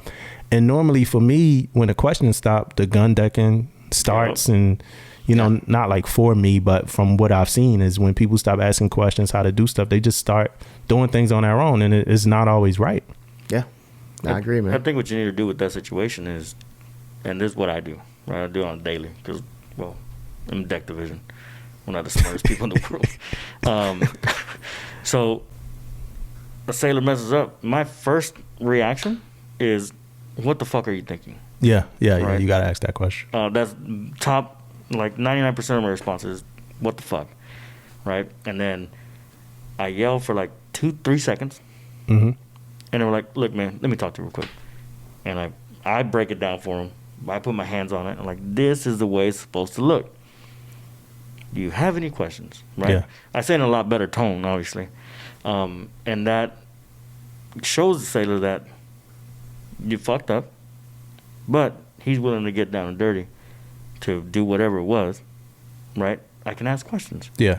Right? When you go, what the fuck, and just walk off, that's when you're like, I shouldn't ask him any questions. Yeah. Most definitely. Yeah, most And definitely. then you got to learn that everything ain't gonna be your way. It ain't gonna be the Jesse, the We talked Damo, about the that. Damon. Yeah, whatever. yeah. In my Divo, I got a new Divo one day, and we were doing the morning meetings, and I would talk to my LPO, and I would ask him, what we got going on today, and he'd be like, so we gonna go pick up the such and such from this place, and drop them off here, and then I'd be like, well, while he's still talking, like, why would you do it like that? Like, like, why wouldn't you just drop it off there? I mean, I feel like it's easier. It's a less burden on y'all, So then he got to listen to me talk for 5 minutes about how my way is probably the easier way. And then I'd be like, what's next, man? Nothing. And he don't want to talk no more, man. That's the only thing we're doing today. Yeah, then he get to the next thing, and he be like, we gonna do PMS on the lights, and I'll be like, well, why would we do PMS on the lights? That's like a Friday PMS gig. Why don't we just do PMS on the motors, like front load the harder checks or whatever? And I'll be like, what else you got? He's just going deeper and deeper into like a hole of like, it does not matter what I have. Chief is gonna eat this shit. Send me message, You know what I'm saying? So one day I walk, me and my Divo was, and these people, I love them, and they're going to hear this, but I love both of these guys. But me and my Divo was walking from, one of our meetings, and I'm like, man, I'm like, what's going on? My LPO, it's like, he don't want to say anything at these meetings anymore. I wonder why. And my Divo, he was actually your Divo for a bit too, but he was like, maybe, you should just let him give you the plan, and then like come back later to eat it the hell up, Chief, because all you doing is like killing his plan as he's talking. You know what's good about that, man? That your Divo see that though. Yeah. You know what I mean? Man. That's pretty good, man. That your Divo can point that out, man. He's That's a stud, yo. good. He's great, and I told you this before, and we saying it now, is when you hit a certain level, you don't get that much criticism or that much help, that much honesty. You know what I'm saying? Especially when you are performing. Like when people don't point out like ways that you could get better. That was like one of the most important things that I could hear. Yeah. Like, damn, man, like this is good. And this was like day 3 or 4 of him being the Divo. Like he noticed it, he noticed it quick. And I hold him to a high regard. Number one, for, being able to tell me something that I could change. And number 2, for it being right. A lot of people tell us shit we could change, and like, you're wrong. Okay. I'm gonna just keep doing it like this. Okay, buddy. Thanks. I appreciate that. So I think what you did in small doses is a good thing sometimes. Yeah. Like when I talk to my LPO, he comes up, he's like, this is what we're doing today. I said, cool, make it happen. Work it, right? But like I'll pick a random day like every 2 weeks. Oh yeah, to keep him on his toes, Yeah, right? and he's like, we're doing this day. I'm like, that looks fucked up. Yeah. He's like, why? We've been doing this shit every week. I'm like, doing it wrong. Yeah. And he falls back, he's like, fuck. Let me go rewrite this word list real quick. Yeah. And he comes up with something completely, it still works, right? But I throw a wrench in his shit, right, to keep him thinking, because he gets too comfortable, right? He's like, and then I just randomly throw a wrench in everybody's shit, and they're like, well, what the fuck? And then we're like, you guys are doing great, Yeah. but just don't do it that way. And it's always holes in plans. And I don't even at the LPO level, because I remember being an LPO, I don't think anybody understands the conversation that you got to have with your department head or your captain. You got to know everything. That's even worse than gearing up for the chief to chief. Yeah. You know what I'm saying? Like to gear up for the chief department head or chief captain. You know what I'm saying? Like you could go tell your department head something and I don't tread lightly with department. No, I love you guys. But you could go tell your department head something and, you could, hey, sir, this is broke, and he's like, well, did you order it? Did you one touch it? Do we need to cast it? You like, damn, like I just was trying to tell you it was broke. You know what I'm saying? So I make sure I get all my ducks in a row for the department head conversation. And I think sometimes we don't do that to our guys enough. You know what I'm saying? Like, hey, this need to be done. This need to be done. This need to be done. And I don't. So what I do with my first class more than anybody else, just to kind of keep the sanctity of it. Sometimes I tell them like, hey, so I'm going to go tell this to the captain. Like this is the information that the captain is about to hear from me. This is what how you're do you giving me right like, how do you think he's going to accept this information? And then that's when he normally like follows up with like some type of joke, you know what I'm saying? I'm like, hey, we gotta be serious right now. You know what I'm saying? But and then he'll come back, he'll go back, he'll do what he's supposed to do. Yeah. And then we have something better to present. And because you got to be ready, because there's no time limit when you make chief. I made chief, and well, there's no green light. Like it's always a green light. You always on go. It's no yellow, no red. Yeah. I remember making chief, and I was TAD. I was an LCS TAD. We were in the building, right? Beautiful, man. LCS, beautiful, right? That's we're where in I'm the going building. next. Yeah, it's beautiful, man. Oh, cool. So Shut up. So we're in the building with chief meetings, and I'm like, man, I could, go to these chief meetings for about 2 years, and because I had 3 years left, I was like 2 years and be finally ready to lead sailors, man. Gear up, learn as much as I could learn as a chief. Nah, I got that call. Hey, congrats. She was like, you going to a ship, a DDG, you gonna be a LCPO, you ready? I was like, yeah. I'm meetings. Yeah, I'm ready to go. I mean, is it, what's the learning curve? You know what I'm saying? Ain't no learning curve. You're gonna be leading the division. I was like, okay, let's get it. Get it. That's right, man. Hey, so I asked y'all greatest flaws. Now, not as far as strengths, but what's some of the stuff that just keep y'all going? I know y'all both are two self-motivated, guys based off of what I see. But what's some of those things that keep y'all going every day? Oh man, my kids, my dog. Yeah, I mean family. Well, yeah, I mean family is one of the things. I tell you what keep me going more is probably my wife, man. Like she just as motivated in doing things and want to do stuff as I am. Yeah, and we kind of feed off each other. Like she come home with some things going on, and I be coming home with some things going on, and we kind of feed off that stuff. And have good conversation. And now what's helping me out is my kids too, because they getting older now. And they got their own little ideas and their own plans and things they want to do and how they want to do it. Even though I shoot a lot of that stuff down, but just the fact that they talk more, like when you're at a certain level and my kids know I'm on them like a lot.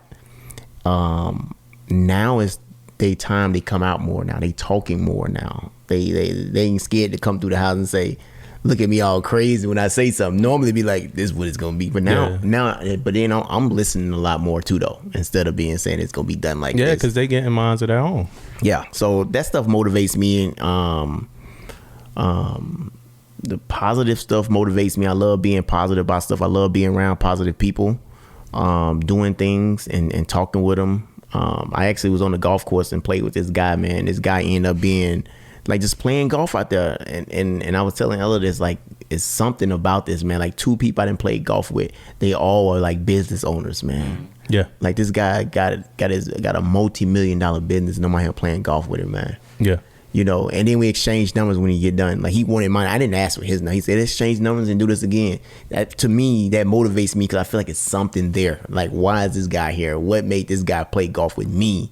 Multi-million, this guy, whatever. So I'm just motivated for that stuff. Motivated for sailors that's doing well. Like, man, when you sit back and you know that you're helping sailors out doing what they do, and then you sit back and see them excel, or you see their names. That's the best feeling. Yeah, ever. Man, what? That's the best feeling. Sailor of the year, sailor of the quarter, say all these, getting mapped. All this stuff motivates me, man, to say, hey, I was a part of that. I had something to do with that. But yeah, man. You guys motivate me. Hey. When I'm out seeing guys I hear like performing at a high level, and then I always say this when I'm in the chief mess, people have to find a voice. Yeah. Sometimes, like me, I am a big talker. I try to like, hey, if I feel like if it's a certain way and it should be done a certain way, if I could be wrong, but I'm going to voice it. You know what I mean? I'm going to say something. But when I finally see like a guy come up in the mess and say he just made chief, and all of a sudden I see him get up and he start talking about some stuff, and I'm sitting in the corner of myself. And that's why I said Jesse was a chief from the first day. Yeah, you sit back and you think, man, like, so you are both say like you got a young damage controlman, which I am, right? We need the chief mess to help us, right? We need the chief mess, right? A little light on the young part. Yeah, I say if I was young, when I was young, yeah. So you got a young guy, he needs the mess. You have to talk. right? Because you need DCPOs, you need a lot of this stuff that you need to mess to help you on. So if you sit in the cut, you're gonna get ran over. So a lot of times when I hear somebody start talking up, both mates, you gotta do electrician for all your electrical stuff. You guys gotta speak out on stuff, right? Because if you don't, they're gonna be trying to bring them rice cookers, man. Exactly. So yeah, you right about that. Hey, man, that's a whole other story right there, man. But when you sit back and you see when you sit back and you see these guys find their voice and stuff, that's kind of one of those things that get me too, man. I feel like, yeah, man, you in there, man. What about you, Justin? You remember the question, man? Yeah. It was long one. My bad, man. I was a little long-winded on that, man. Sorry about that, man. What kind of hamburgers I like, right? No. So the things that motivate me is my story professionally. The way I was brought up and what happened to me, I love telling it, right? Especially to younger sailors that are going through some shit. I love telling my story because you never hear this shit, right? And I'm not saying like I'm special because of it, but the fact that somebody went through it, somebody else is gonna go through it because the system's still fucked up, right? Somebody else is gonna be on hold, and then it's gonna be ripped away from them. It's gonna happen again. But me able to put this shit out, and it makes me feel good that I'm helping somebody, right? But on a personal level, my kids, both of my kids, Aiden and Ella, they're getting older. I have the 4-year-old. She's sassy as hell, man, but she keeps me on my toes. And I'm happy to come home. Right before we both met, I put the Navy first every time. Right? I was already married and stuff, and I always put the Navy first. I didn't want to come home because I had shit to do at work. I never put my family anywhere near. It was the Navy, my sailors, and then some other shit. And then it was like my family after, like they were like an afterthought. Yeah. Right. It was after I flipped that switch. Is once I walk off the brow, the Navy doesn't come with me. Yeah. Right. So I go home, and I look up to my wife a lot. Right. I don't think I've ever told her this, but I think she's my hero. Just because I've seen her complete her goals to such a high level that that's something that I strive for on a daily, right? So when I leave work, that's all I got on my mind is how am I going to complete my goals today to the best of my ability, right? She got out after 5 years in the military, and then she used her GI Bill like everybody said we were going to do, right? And she went to college, got a fucking master's degree in business. Damn, man. And started her own business out of my garage. Now she's 6 figures doing some crazy shit that you would never think of, right? But that's her mind. She wants to be successful, and that's all she doesn't stop. Yeah. And for her to be that kind of person, and for me to come in and be a shitty person, that'd be the worst feeling for me. Yeah. So I try to keep up with her on a daily. Yeah, shout out to Des too. We love you over here, Des. Shouts out to the entire fam too. And I do that, and then I got my kids to keep up with. So that's what keeps me going, right? And I think that's one of the things that I look forward to growing on a daily. I'll never stop trying to be like my wife one day. Can you plug her business? No, I don't know what it's called. Okay. Well, she owns a business, guys. No, it's Cut Vinyl out of El Cajon, California. It's a vinyl business. She does stickers, vinyl, so you can do your own stickers at home. She can hook you up with machines to cut the stuff. She makes shirts, hats, puts vinyl on cups, all kinds of crazy shit. In the back, she has a woodworking. It's called the Rustic Republic. All of this stuff is on Instagram. You can look it up, or you can leave my number and you can call me. Yeah, we'll let them call Damon. Yeah. They already gonna have Damon's number. But we'll also put it on the episode notes. So if you listening on Apple or Spotify, even YouTube, all Des information to be on the episode notes. So y'all go ahead and support her. What about you? Same thing as y'all, really, on every level. You know what I'm saying? So. That's it. That's my answer. No, I ain't gonna get it. No. I like cheese. But the sellers, I like my story.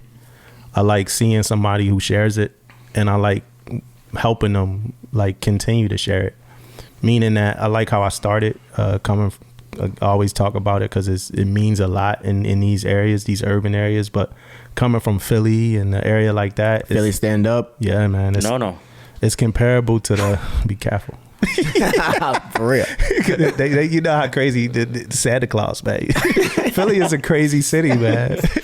But we love them. But coming from that area, man, and sometimes you could be doomed. You know, it's like coming from like a small town. You might not make it out. Mm-hmm. You know, we've seen people fighting for peace, you know, get murdered and stuff like that.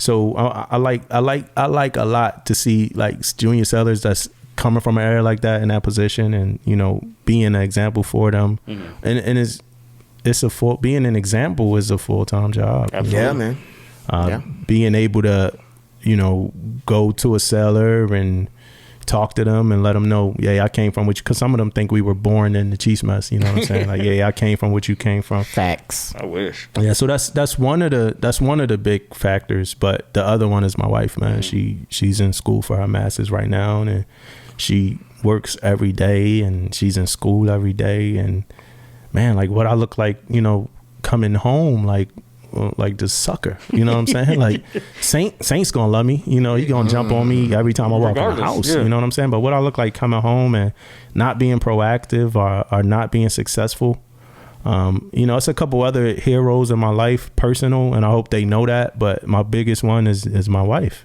Yeah, you know what I'm saying? So military spouses as a whole, like all of us, you know, it's a few different types of different classifications of spouses. All of us happen to have spouses that work, you know what I'm saying? It's spouses that work. You got some stay-at-home spouses, and they just as much heroes as the ones that work. Most definitely. It's a busy job, man. Absolutely. Yeah. You know, being and it's stressful on a man, you know, even with my wife working, and I acknowledge that there's times I come home dead tired. You know, it's like, damn, how does she do it? And I know we're going to have kids one day. Yeah. You know, and that's, you know, and it's going to be the same thing. She's going to be the superhero. I know she is. Yep. You know what I'm saying? So I definitely want to give a shout out to her and military spouses. And we're going to talk to spouses a lot more in a future episode. Yeah, man. We're going to get on episodes, get those spouses on here, man. It's going to be exciting, man. I can't wait, man. Take a right full rudder somewhere, not talk about anything Navy anymore. Yeah, let's talk about that's of course. You know, we might 4-hour conversation about nails. Yeah.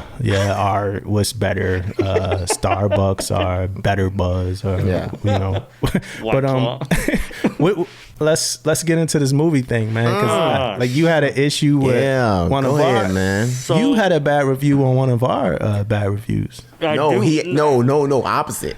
No, it's a bad review on y'all. He got a bad review on us. Yeah. So, episode 2, I think you guys talked about the movie Greyhound, Tom Hanks. Yeah. Tom Hanks probably, not probably, is a great actor. Yeah. But unlike you two, I'm a bridge watchstander. Yeah.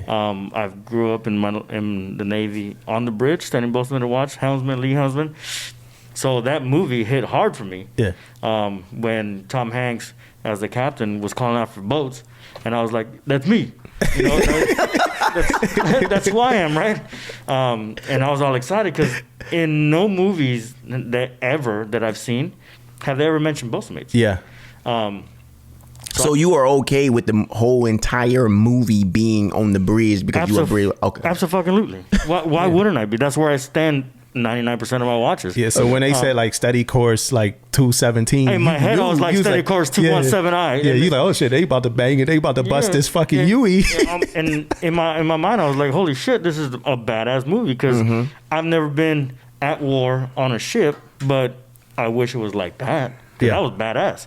Now, when you guys talk shit about, it only took place. That's all that matters. That's command and control. Yeah. Right. Nobody gives a shit about the engine room. Just keep the fucking engines running, bro. That's all you need to do. Let me drive it, right? Or let the boatsman watch make the words, man. Don't worry about that shit. Just provide power to the ship. And I think what needed to happen was to bring a topside on this show.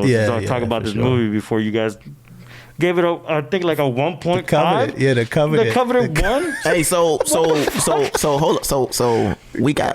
So he was a listener, and he listened to the podcast. He listened to the Greyhound, and he had an opinion about our movie review. So if you guys got any concerns or anything that you want to talk to us about in our movie review, hit us up. Only if you're not an engineer. Yeah, hit us up and talk to us, man. I like this. Hey, so if we add your rating in, right? What's your rating of the movie? 5. Oh no, wait. You know what? No, because I paid attention. So I want to make a comment to you is that having you on this, right? You having your degree in cinematography or whatever you have. I think it's awesome, right? Because Damon says, "Yeah, I watched the movie," and you're like, "Yeah, this is the guy that directed it. He likes sandwiches." Like you know everything about the damn movie. Yeah. So that brings a very cool part to this podcast. But you brought up that you can tell when it was animated. Yeah. You brought that shit up, and I was like, you know what? I never really paid attention to that shit, right? So I watched it again. Yeah. And I was like, fucked you up, didn't it? Yeah, I was like, that motherfucker. Right? So instead of a 5, because I'm a bridge watch then I'm gonna go with the 4. So right, it's 4. You're 4 with what we want to rounding it to You're a 1, and then you were a 2 or something, 2.5. Yeah, so that gave us like a 1.5. So that's not how that works. No, you're not good at math. No. I think it rounds out to like a 2.5. Maybe 3. When we add your 5, it's like a 2.8. Average. Like 2.83. Well, you're an average thing, man. Yeah, I understand that. Yeah. His math is way off. Yeah, for sure. You should not give it a coveted 1. Hey, he was real that one too. I know. Man. He was like going hell to it, man. I helped him out because at first it was like a 1 out of 100. Remember? It was that's how. It's not. Yeah. It was a great movie. Hey, I even told them not to do it again too. Yeah, man. He went all in. He went all in on the Greyhound. Man. Don't do it again. But we love Tom Hanks, man. Oh, Tom Hanks, awesome. We love Tom Hanks. But I don't like the fact that you don't like Will Smith, but that's another. That's another story. That's yeah, a whole nother podcast, man. Yeah, I don't know why. Yeah, we don't want to get into that, but that's a whole nother podcast. What was his last movie? He was himself. He was. It wasn't. It was. No, it wasn't that. Not a military movie. I don't know why Will Smith came up in this conversation. His last movie was Spies in Disguise, man, where he was a spy and then he took the disguise of a pigeon, a bird. We're not talking about that right now. Yeah, I'm sure. Just don't knock Will Smith, all right? That's all I'm saying. Oh man, I ain't even heard of that movie. Yeah, of course not, man. Look, trash fodder, man. Look. Just don't talk about Will Smith. All right, man. We'll talk about that. Let's later. talk about this other garbage. Let's not. Oh man, we have so our movie. Before I let Damo go through all the little. Well, can I be honest for you? Go ahead. I went to sleep on it twice. Good. Yeah, it was in recent time, like just yesterday. I went to sleep on it. I woke up today to get finished watching it, and then I decided that packaging up merchandise for the podcast was more important than smart. that. It was no doubt about that. So yeah. So you got it. What we got? Yeah, man. So the movie was Battleship. Battleship, man. So first off, I'm gonna give you my beginning take on this movie. My beginning take was I thought it was trying to be something like Top Gun. Yeah. You know what I mean? In the beginning of him being defiant, him being doing all that stuff, wasn't in the Navy yet, but it's the whole feel of the beginning. He was trying to be like Tom Cruise. Mm-hmm. Type feel I got out of it, right? Then they started talking, then this chicken burrito thing, man. It was a thing in the movie, man. This chicken burrito was a thing, man. And then he got in the Navy. His brother talked to him. He finally got him in the military or whatever. And all of a sudden he's a lieutenant and all that good stuff. But did you guys see the soccer game? That's the stupidest shit in the world. The soccer game, man. Where the dude got kicked in the face? We got kicked in the face. But how close the ships was? They watching the game from the ship. Look. Like it's like the ship was right there, right? That kind of got me a little bit, man. Yeah, that kind of got me. So then a couple more little things that they hit me, like Lieutenant Commander yelling through CIC, at him, in front of everybody, like get to the blah blah blah. That's a little crazy. Hey, before you get too deep in your notes, we got to do it. First off, it was directed by Peter Berg, right? Yep, Peter Berg. And the connection to Peter Berg is that the last movie we did, Lone Survivor, the last movie we reviewed, he directed that one as well. Oh, right. So can't do no more him. Can't mess with him no more. Yeah. So I thought you liked Lone Survivor. Yeah, I did, but You can't if do we got back to two back. direct, you can't have no more. We cut our guy, right? Oh yeah. Oh, you talk about just reviews. Yeah. Well, Battleship made me just not want to mess with him as a director. But Taylor Kitsch, who played Mike Murphy and Lone Survivor, he was the star of this one. Alexander Skarsgård, Eric, right? That's the dude from True Blood, Eric or whatever. Yeah. That's how I know him and everything. Rihanna, who I think we call her Rihanna, I don't know, whatever you want to call her, but she was in it. I'm gonna talk a lot about her later. Brooklyn Decker, Liam Neeson. And I swear I saw like Rami Malek on the bridge or whatever. I don't know if y'all know who that. He played I don't know that. He played in Bohemian Rhapsody, but I swear I saw him like in the bridge in the beginning of the movie. But yeah, so that's the whole meat and potatoes about the movie. Yeah. Trash. So I got a couple more points on this, man. There's a couple things in there. You know, I was talking to earlier, Jesse, about, I mean, just me being in the Navy just killed this whole movie for me. Absolutely. The things they was doing just killed everything. But Yeah. I'm gonna go through it and talk a little bit more. One is when they was in the rib, and they was like prepare to board me. You know, prepare to board the ship. They was 3 deep. So they finna board the ship. They 3 deep, man. Yeah. Yeah. We ain't boarding nobody 3 deep, man. I don't know. Another thing. How about when everybody, the CO and XO died, and he had to take over command, and the guy said, "Sir, would you please give me an order? I don't know what to do." Oh yeah, I'm gonna talk about that. I was gonna talk about that too. Yeah, They kind of killed me right there, man. That was funny as shit, man. That was funny. And what else I had on here, man? How about how close they was rolling up to the little islands, man? I'm talking about they brushing against the freaking island. Man, that thing would have been to ran the ground so quick, man. Like, come on, man. You serious? And then when do we where we locate these sniper guns at on the ship? Hey, don't worry about that, man. The top secret. Yeah, top secret. I ain't never seen no sniper rifles they pulled out, man. They pulled out some sniper rifles off the ship, man. I ain't never seen no shit like that before, man. That was kind of Kills great. movie. Yeah. And then at the end, man, the end of it where he needed the Missouri. The Mighty How Mo, they got baby. that? How they got that Mighty Mo ready to go, man? How all those old guys just came out of nowhere, man, ready to rock and roll. They were ready the best, to rock and roll, man. They like 70, 80 years old, saying, "Let's get gotta it, come man. Let's together, go, man." So that was pretty funny how quick, you know, me then walked on the Mighty Mo a couple times, man. I'm here to tell you, the Mighty Mo ain't finna get up. Get run in Mighty 3 Mo hours. ain't man. ready to go? It ain't ready to go. Ain't nowhere ready to right go, now, man. No, You might have just gave it up to that potential alien attack, man. No. Will got the Mighty Mo to help. Hey, so did you just watch it because of I've this? watched it I've watched it like 3 times on the way. Okay, so did you see how high up though that their sleeves were rolled up, man? Up to their fucking shoulders. yeah. So that hit me, right?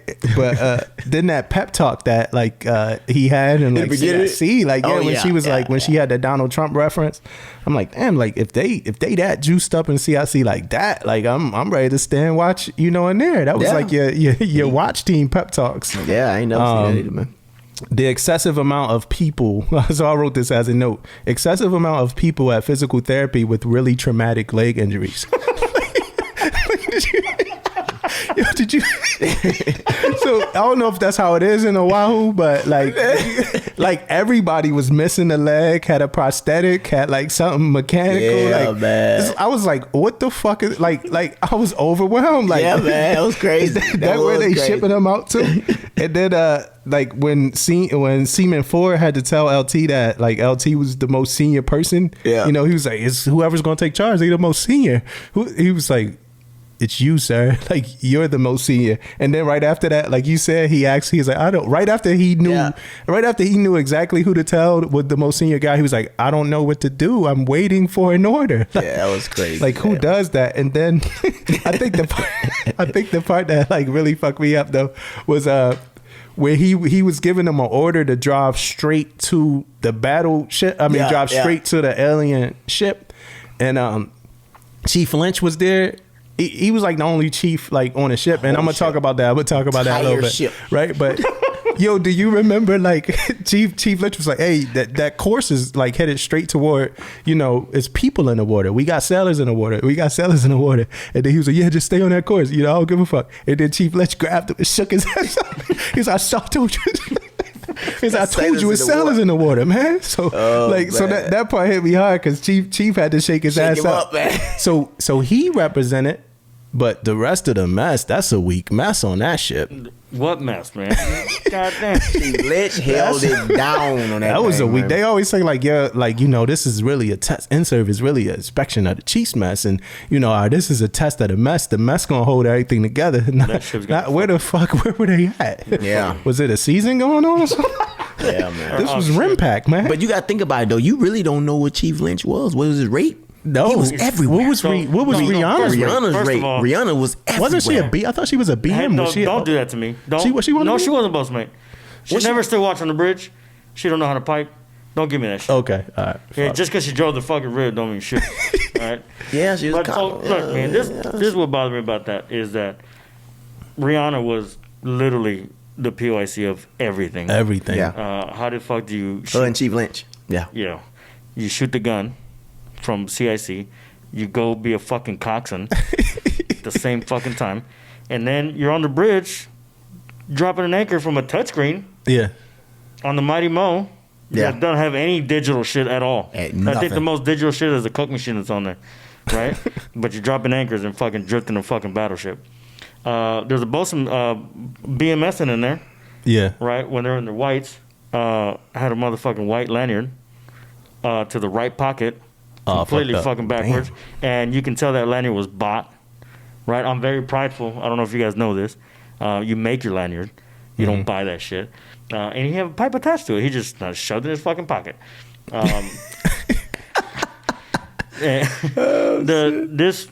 This movie should only attract fucking children. Yeah. And by children, I mean like 4 or 5-year-olds, right? Because we were talking earlier, like if I was a civilian, I think it's a badass. No, absolutely not. Because these people. People didn't think that in the Navy there's only like 6 people on a fucking ship. Yeah. Right? On a $1 billion warship. So this movie's absolute garbage. I would not recommend it to anybody. Yeah. Maybe people in jail. Yeah. Right, and torture them. Because that's just trash. Garbage. So why, what would you give it? What would your rating be? What's the lowest I can give it? We could go to the negatives. Can we? Yeah. Then out of 100, a negative 100. What about you? I'm going to give it a 1. Get the fuck out. Yeah. In the positive? Yeah, man, we got to rate it some kind of way. So we 1 out of 5. So All right, 0 out of 5. So I'm gonna give it a. I'm gonna give it a 1. I'll give it a 0.5. You gonna have to. Yeah. Can you explain that one, man? What yeah. got it? What got it to 1? Nothing really, man. I mean, I just. You feel like it gotta have something. Yeah, man. Gotta. I mean, it was pretty bad. You're getting soft, man. Pretty bad movie, but it was one good episode. Maybe one spot where they talked about the chicken burrito, man. And then at the end, he brung the chicken burrito up again with the dad. So it was a callback. It was a callback, man. Yeah. Like since you didn't get to finish, and then you watched it 8 years ago. So at the end, he talked about chicken burrito, right? So at the end, he finally asked to marry the daughter. Yeah. Right? And he said no. And then he said, but we can go get this chicken burrito. Yeah. And then he said, oh, she told you about that? Chicken burrito came out, man. So you guys watched that. And that dude's worth Then they gave him I 1. watched the whole movie and they gave him 1 back in 2014 or whatever, whenever it came out. But I think it came out 2012. So what you got, man? What you got? I give it a 0.9. Right. Only reason, right? Rihanna was in it. Yeah. Right? I give it a 0.9 because Rihanna was in it. She's a garbage actress. Oh yeah. It's Rihanna. But it's Rihanna. Just love her. It's Rihanna. Just love her. Man. I mean, it's Rihanna, man. I'll give it to you, man. She's sexy. She can sing. That's Rihanna, man. We're talking about a movie. 0.9. Yeah, 0.9. I gave it a 1. I mean, I ain't had nothing to give it a 1 for, but but y'all watch Greyhound and gave her a 1? Yeah, I gave Greyhound a 2. I think 2.5, something like that. But it was a garbage movie too. It was If Rihanna garbage. was in Greyhound, what would we give it? A 1. Probably a point something, 0.9. 1.9. Rihanna he sees the entire 0.9 of this movie. Yeah. He throwing Greyhound, same role, right? Yeah. Everything. So, yeah, she in a On the pilot house. bridge. She's the cook. We know where she gonna be at though. We know where she gonna be working at on Greyhound, on the bridge. Yeah. Goddamn right. Yeah, that's the only, that's Should be the XO. only shot, man. Oh man. Hey, so we did movies, and I appreciate Jesse doing a movie with us. And then the last thing we got is books. Yeah. So I'm gonna tell you I mean, you gotta see. I mean, I like talking about stuff, but so my book, man, I just started like maybe a couple days ago. Hey, so every episode, I'm starting a book. Yeah. I didn't finish the. I mean, I kind of talked about when I talked about the last book. Hey, hold up, man, hold up. So when I talked about that, Saul laughing. Say you trying to go in on me, man. You trying to go in? No, look, now I'm looking at Saul, man. He know it. The last book I did was about the brand, right? You're branding yourself or whatever. So I kind of talked about that book. That was kind of it. Is you branding yourself. So I had to get another book for this week, right? So it's a book that people always talking about all the time, and I feel like when we having a conversation about good books, this book comes up, and it's the 48 Laws of Power. Right? You guys heard of it? You heard that book? Yes, you heard it, right? Yes. A lot of people read books. I know you don't read books, but a lot of people do read books.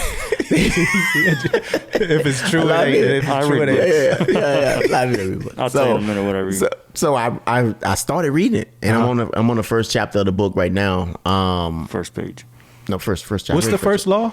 The first law is do not try to outshine the your master. Yeah, that's right? the best law. And man, I'm telling you, dude, it made sense. The story is good. The stories they talked about made sense. You want a story? No, just send it to me and I'll read it myself. Now that I'm in the books because I'm in this podcast. Yeah, I will though. I probably could share it with you. read man. it. It's a good book though. I mean, the first chapter, not like he said, not trying to outshine your master, man. And the thing about it is, man, it made a lot of sense too, though. Yeah, for you sure. know, when you think about it,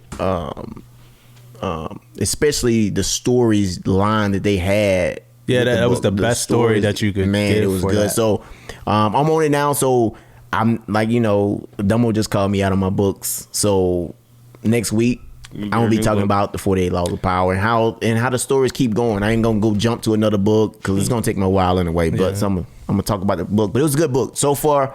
I'm enjoying it, and I can't wait to talk about it next week. Now, I actually do like that you give us the book the first week, and then you give us the update on the book the second week. So I actually do appreciate that, to be honest with you. Yeah. But the book that I got is Can't Hurt Me by David Goggins. Was that your book? Yeah, man. Fuck. Pick another book. All right, Atomic. No, go ahead. Both of y'all the same book. I want to see you guys got different storylines. Let's talk about it, because I just started reading like 2 days ago. Okay, all right. So Can't Hurt Me by David. I wasn't going to talk about it too much anyway. Yeah. But Can't Hurt Me by David Goggins is it's a perfect book for you, Damon. Like you should open that up, read it. Right. I did the audio book, and matter of fact, that's what I'm gonna do. I'm gonna talk about the audio book. The audio book is I think it's called Unabridged. So it being unabridged, it plays more like a podcast. So David Goggins doesn't read his chapters. It's an author who reads them, and then right after he speaks right after he reads the chapters, David Goggins and him, they come in and they reflect on what it was about. I would actually suggest for you to just get the audio book too. It's probably I could imagine a book being really, really good, but the audio book is crazy. So David Goggins, I'm not gonna get too much into it because I know Jesse got some stuff too, but his story is amazing, man. From like very humble beginnings, abusive, growing up in an abusive household, stuff like that, to, becoming a SEAL. And he talks about unique to actually kind of unique, but it's similar to Jesse because he went through BUDS more than once.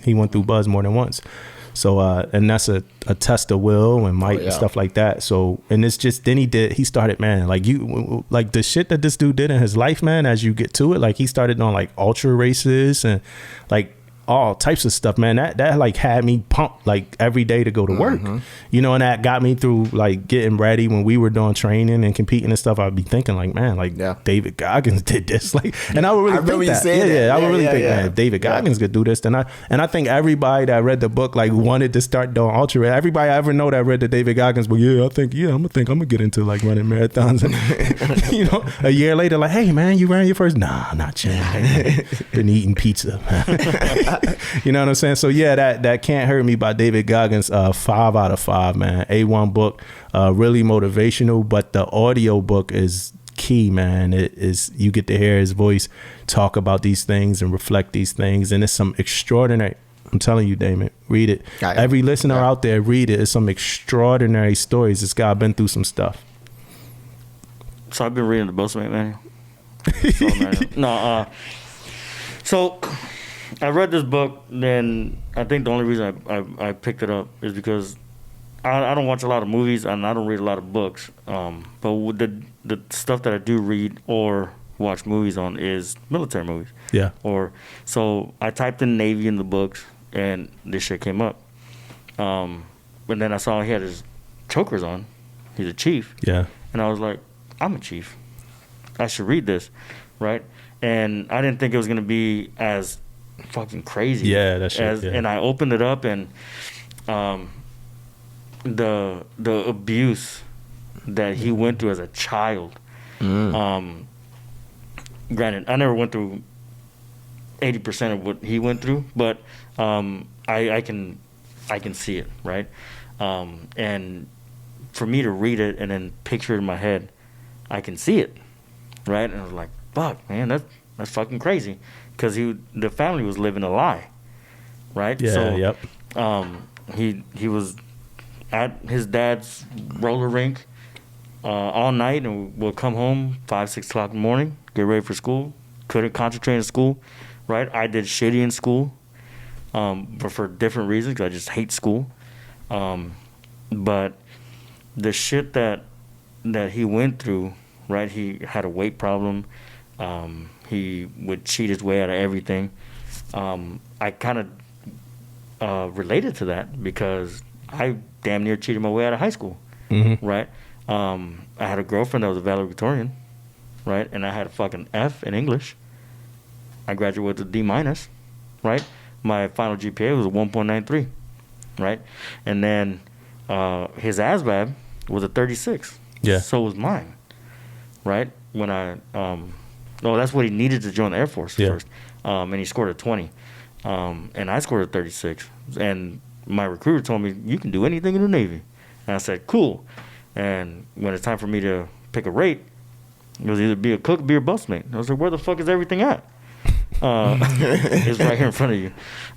So I related it, and then the shit that he mentally did to himself to push himself through those barriers is something that I try to do on a daily, right? Because there's always going to be barriers, right? Yeah. But the shit that he went through is completely different from the shit that I go through on a daily. But for when you talk to sailors and we talk about coddling people in the Navy, and we're babying these kids and we're not holding them accountable, I suggest they read this fucking book. Yeah. Because last night I was reading it to like 2300 and I didn't want to put it down, right? And I was fucking motivated as fuck. Yeah, it gets you to that point. And I'm only chapter 2.5.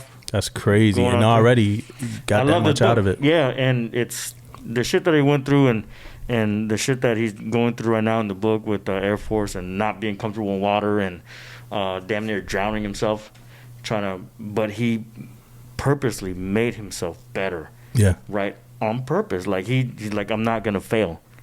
But then after he got out the Air Force, he fucking weighed 300 pounds. Yeah. Out there putting rat traps out there.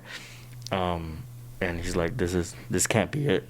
Yeah. You know what I mean? And that's where I'm at right now. Okay, I don't want to give up. So thanks for all the spoilers with the races and the SEALs. I appreciate that, man. Yeah, that's later. But that ain't much. But because there's some places you about to go to that makes a lot of sense that I don't give them away. Yeah, but right now, like, I would give it a 5, man. It's just very inspiring. Very It's a good inspiring. book. Big shots out, man. You know, we got Jesse reading books, man. That's a big deal. You know what I mean? What the fuck does that mean? You say you didn't read books, man. I color a lot of shit, man. Told you my ASVAB score. Hey, man, we hope you enjoyed another week of Permission to Speak Freely. We had our first guest, Jesse Boats Hernandez. We appreciate it. Big shots out. Really, really good shit that we hope people can learn from, and hope it get them through some times. You know what I'm saying? So we hope you enjoyed another week of Permission to Speak Freely. Follow us everywhere, social media, PTSF Podcast. Check us out on YouTube. Definitely PTSFmerch.bigcartel.com. That's where you could get merchandise and everything like that from. You're Damon? I'm Damon. Yeah, yo. I'm Damo. And I'm Damon. That was Jesse, and that was Permission to Speak Freely. Thank you, guys. Pay attention.